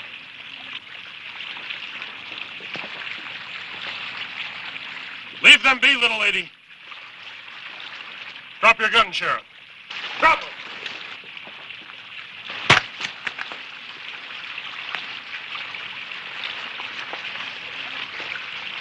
Shoot them, both of them. You afraid of the girl? It's just me that you have to shoot. I said shoot them.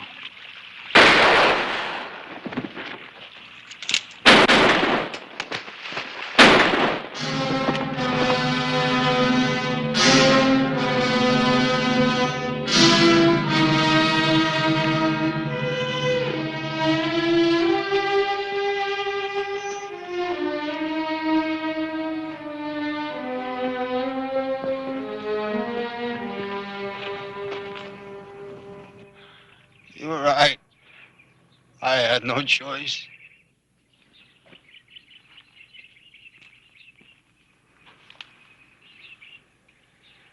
There's nothing more anybody can do for him, Mary.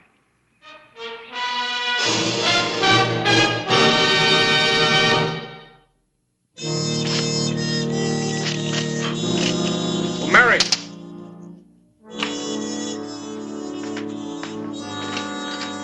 Come in. I've been meaning to return this to you. You left it at the hospital. Thank you, but you keep it.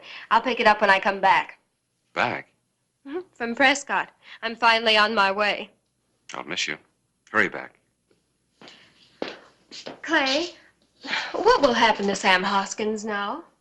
Ooh, I don't know. He'll stay right here in jail until his trial comes up, and then it's up to the court. Oh, I see. Well, I better not miss my stage after all of this. Good trip now.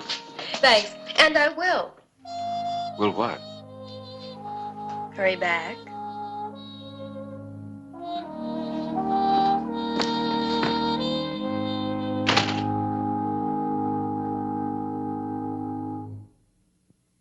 Whistle me up a memory, whistle me back where I wanna be.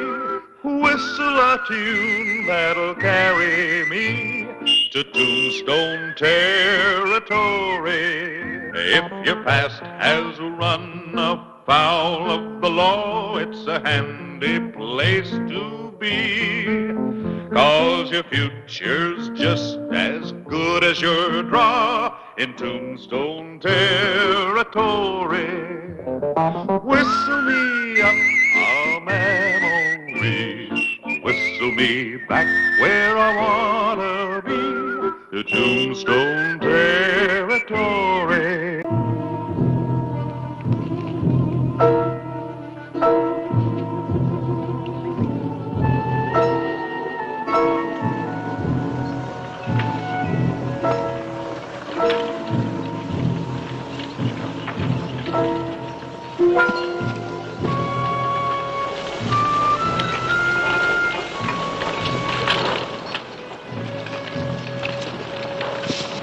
Me first, gentlemen.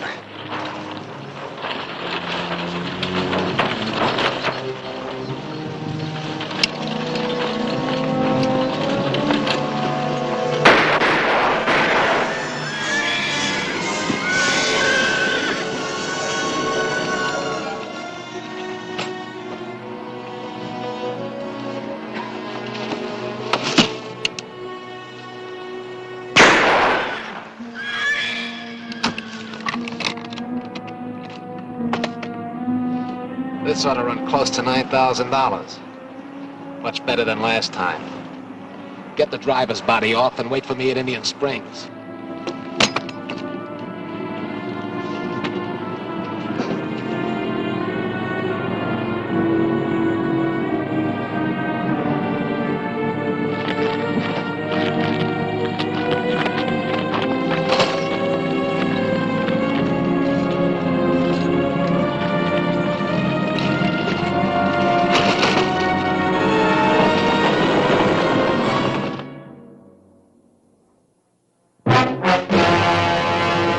An actual account from the pages of my newspaper, the Tombstone Epitaph.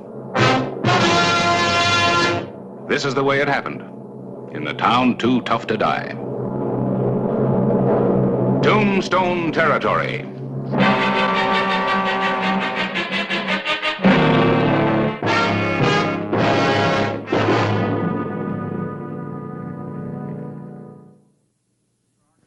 Another Argus wagon ambushed, 2 more brutal killings, and now, for the first time, committed in the jurisdiction of Clay Hollister, sheriff of Tombstone.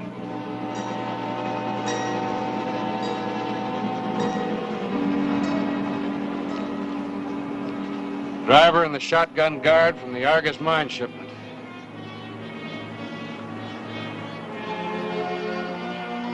Wait here.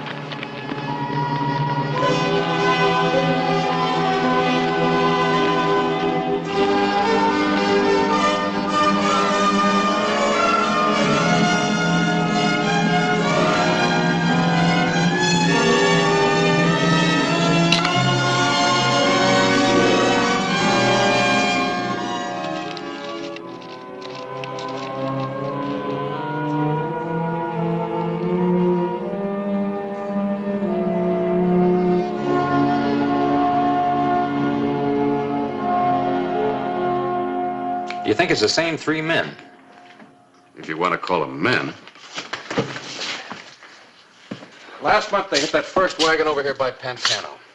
2 weeks later, they ambushed the second wagon, Sonoita.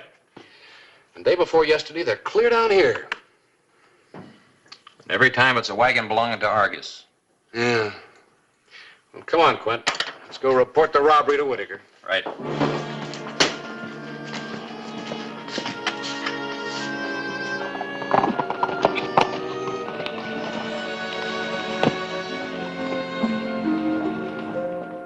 And all 3 of them got away?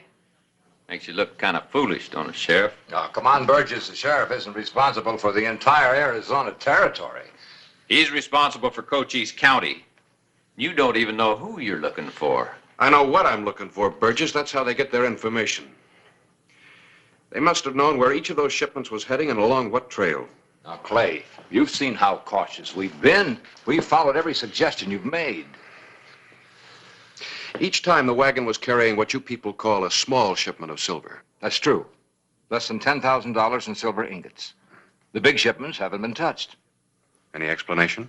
Yeah, big shipments have 2 or 3 guards. Do that with a small load and it'll get through. He's got a point. Sure, he's got a point. An experienced guard costs $100 a day. Men like Bat Masterson, even more. You put 2 or 3 of those on our small shipments, there goes our entire margin of profit. When's our next wagon going out? I'm not certain. I'm driving that wagon myself, guard or no guard. Thanks, Burgess. I'll think it over.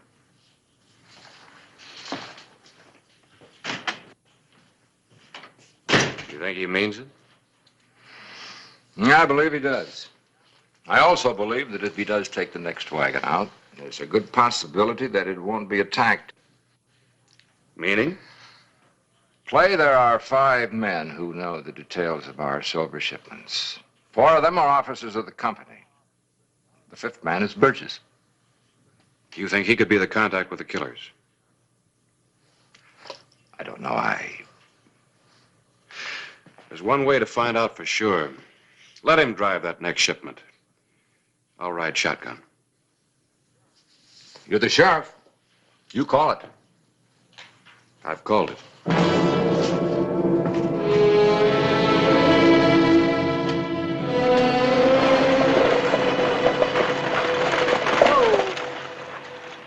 These go to Globe, and this bundle's for Tucson.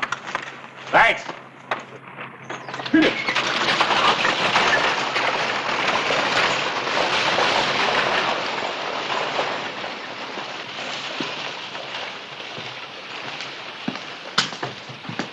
How many papers do you send out, Harris? About 700 now. The epitaph practically saturates the territory. I can believe that. I even found a piece of your front page out where that last Argus wagon was ambushed. Is that your only clue? You can call it that. Good morning. Good morning, Mr. Whitaker. Suppose you can find advertising space for this in tomorrow morning's paper? Mr. Whitaker, for an ad that big, I'll print a new page. I'll see you later. Oh, Clay, if you got a moment, I'd like to talk to you. All right, I'll wait outside. Good. Still short-handed, huh? Yes, can you read it all right? Steady jobs in Tombstone for dependable men. Set it up in that big black type. I'd kind of like to attract the attention of the out-of-town readers. Let's see. Immediate openings for 10 drillers, also pushers, teamsters, and hard rock miners. Highest pay. Just set it up like the other ads. Sure will. And, thanks, Mr. Whitaker. Just bring some help to Tombstone. Clay, you still willing to ride guard on our next wagon? Of course. You'll be riding with Burgess. Does he know about it? No. Well, when do we leave?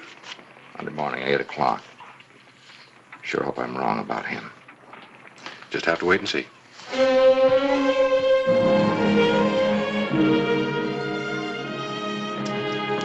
Clay, I'm glad you brought the wagon back. Where'd you find it? Not far from Indian Springs. Horses had been unhitched and they were grazing nearby. How do you figure it? I don't know. Looked like 3 horses left the scene of the ambush, but only 2 of them were being ridden. One man must have driven the wagon and left it near Indian Springs. Well, it's all loaded and ready to go. I hope we don't lose it this time. Here comes Burgess. I'll let you break the news to him.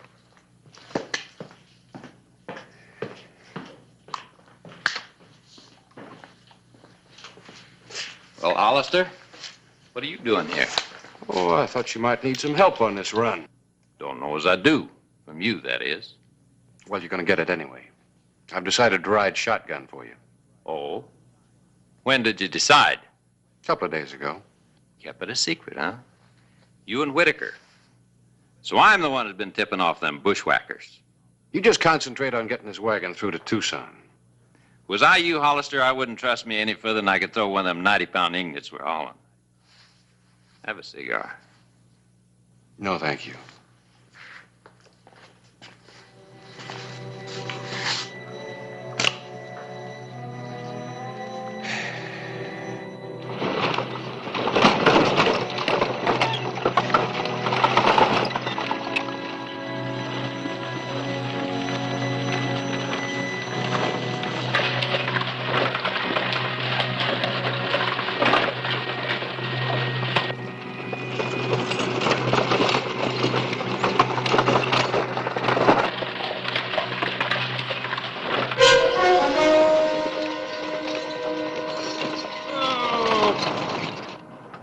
Just a little rock slide, Sheriff. I don't like the look of it. What's the matter? You nervous? You mean I'm going to have to go out there and clear them rocks by myself, huh? I'll cover you. I'll tell you what, Hollister. I'll stay here and you go out there and clear them rocks.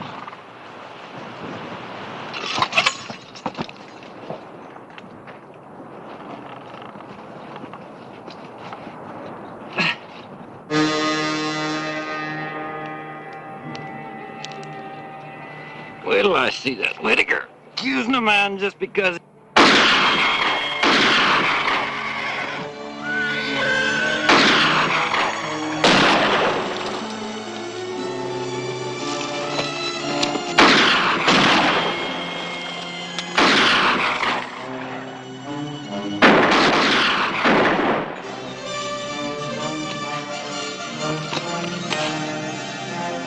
Burgess!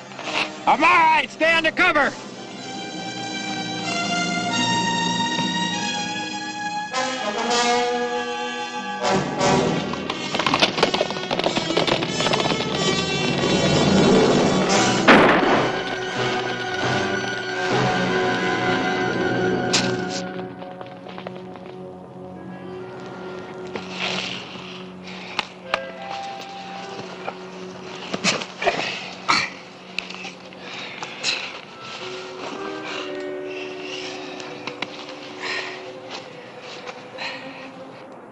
Never figured they'd jump us, Sheriff. Sorry.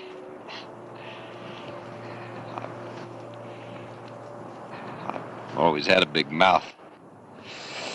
I'm sorry, too. I guess we had you figured wrong.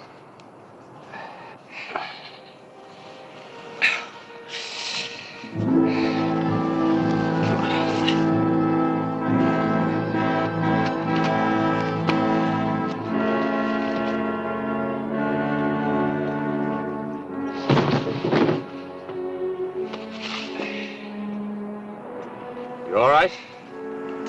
Better than him. Who is he? Don't know. Never saw him before. Wake me up when we get back to Tombstone.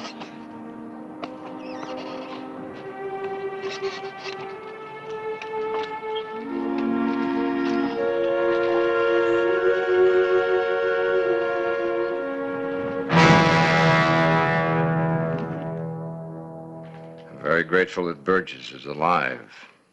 Clay, I sure owe him an apology. Yeah. I guess we misjudged him. Oh, that killer you brought in, who's he? Body's still unidentified. And the other two men? I only saw their backs as they were riding away. Well, don't feel too badly about it, Clay. Burgess is alive. You did bring back the silver. There is one thing. I was wondering if there could be any... Yes? Sorry, the clerk said to come in. Oh, I imagine you're looking for a job? Yeah, that's right, a job. I'm sorry I can't see you now. Just wait in the hall. Yes, sir. You were saying? Oh, nothing, just that there's no new evidence. I'll let you know if anything comes up. Oh, thanks, Clay. Thanks for everything you've done.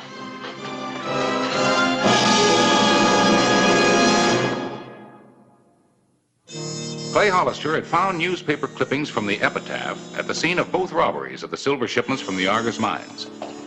For some reason, he had not mentioned it to the mine superintendent, John Whitaker.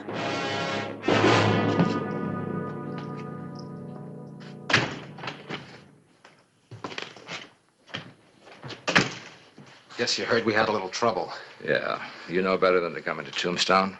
That tin star didn't recognize me. Doesn't make any difference. He'll never get us. No one will if you follow orders. Just keep on storing the silver at Indian Springs. Now go find yourself a new man to work with. Keep on taking your orders from my ads. From now on, I never want to see you in Tombstone, do you hear? I heard you. Hi, Harris. How about a game of cribbage? Sure. Well, how's your puzzle coming? Puzzling. Whitaker keeps changing the route of silver delivery to Tucson, and he still keeps getting robbed. It just doesn't make any sense. It makes sense to somebody. Somebody's making a fortune. Yeah. Harris, do you remember that piece of your front page that I found out where the other Argus wagon was held up? Yeah? The October 11th issue, you said. Uh-huh. Did Whitaker have a want ad in that issue? Well, I don't know. Let's find out. What about our game? Later, Quint. Later. Later.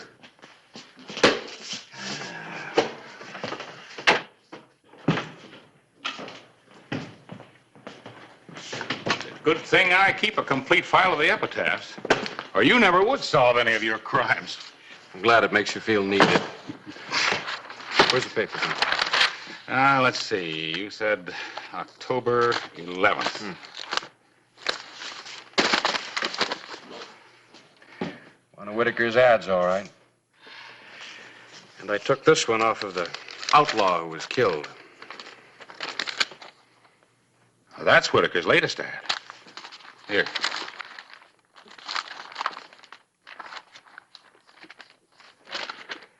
There it is. Printed 4 days before Burgess and I were ambushed. You know, Harris, this hold-up gang may be getting information on time, destination, and route of these shipments from a code in these ads. Well, how? John Whitaker writes these ads himself.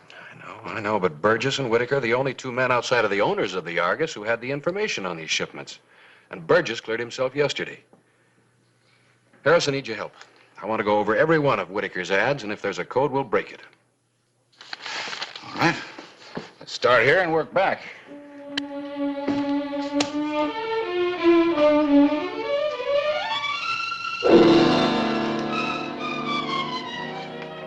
And the Pantano robbery checks, too. This ad told the killers where to go and when to get there. Well, it looks like we've broken their code. But I wish we had a few more cases to go on so we could be sure. No. More cases mean more killings. I hope that Whitaker's next move is to send the bullion by way of Fairbanks again. A repeat shipment would give us the final check on the code that we need. Yeah. Are you going to ride shotgun? You just let me know the minute that Whitaker brings in the next ad. I'll ride shotgun, all right. Maybe to Fairbanks or maybe someplace else.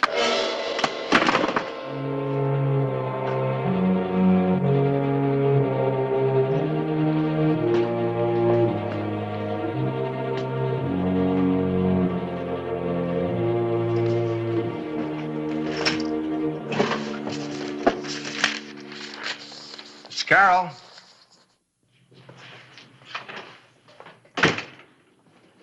You calling me, sir?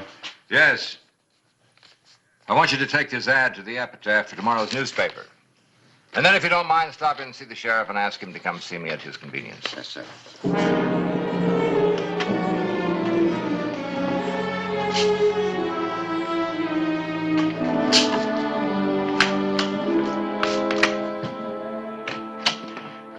According to this, you'll need that next Tuesday.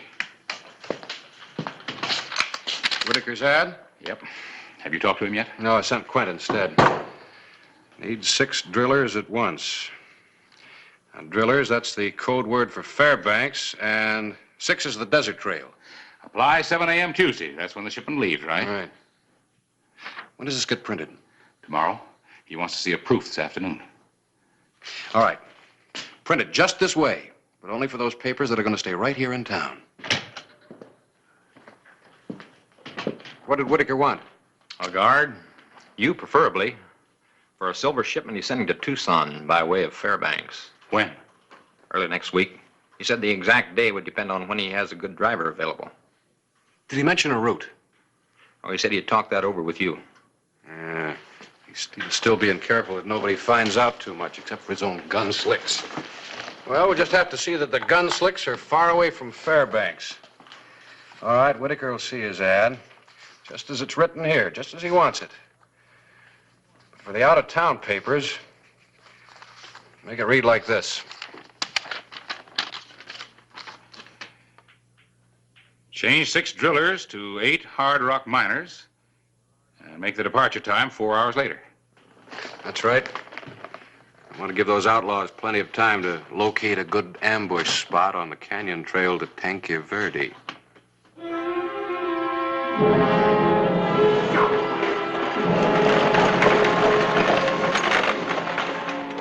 Flagstaff, needs it for Phoenix, needs for Prescott. That's it. Get in.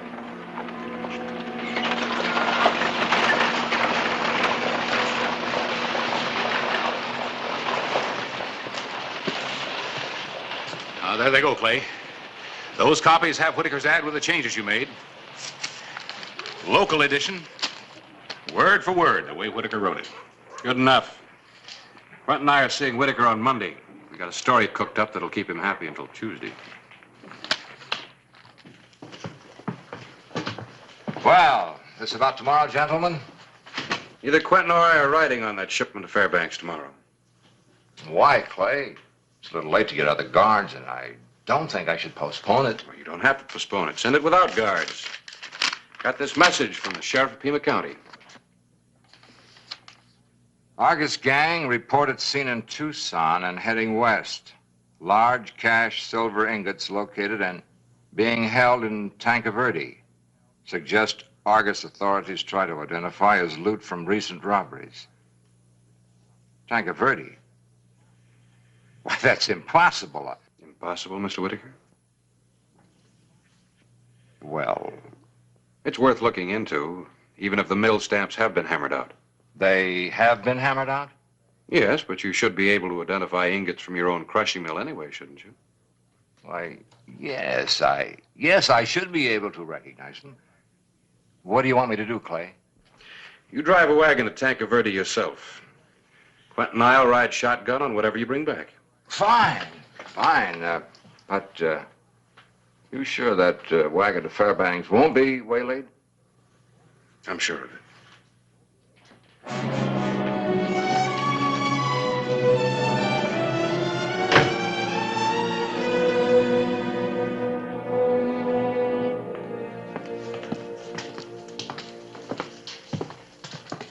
Looks like we got us an alert shotgun rider today.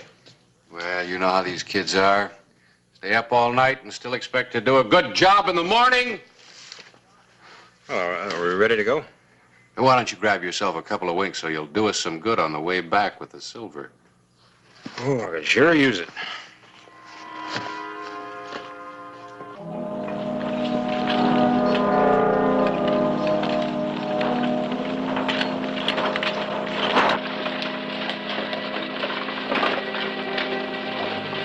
Sound asleep. I guess we really don't need him with an empty wagon. Nope.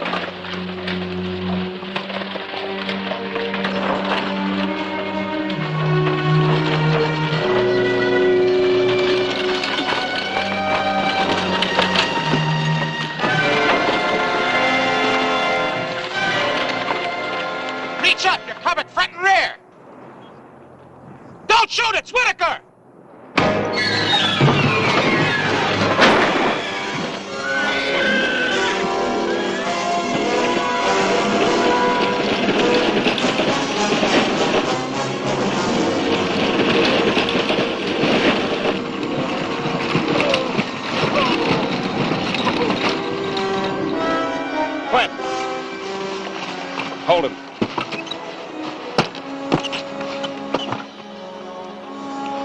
Hold it.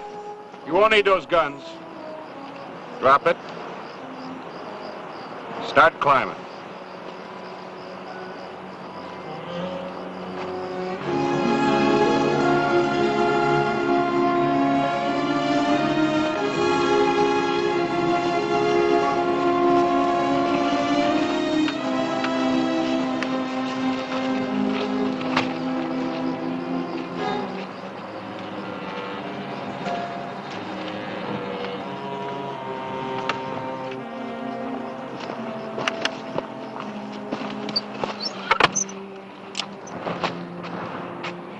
Real nice shooting back there, Quint. Especially for a fellow who's fast asleep. Sure put him to sleep. Time to wake him up. Come on, Whitaker, get up. Can't lie there all day. Gotta make room for some friends of yours. You won't have any trouble identifying. Come on, get up in there.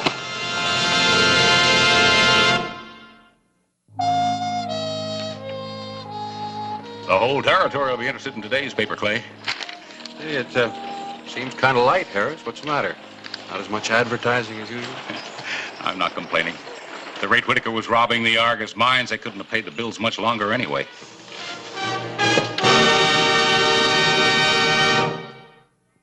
Whistle me up a memory, whistle me back where I wanna be.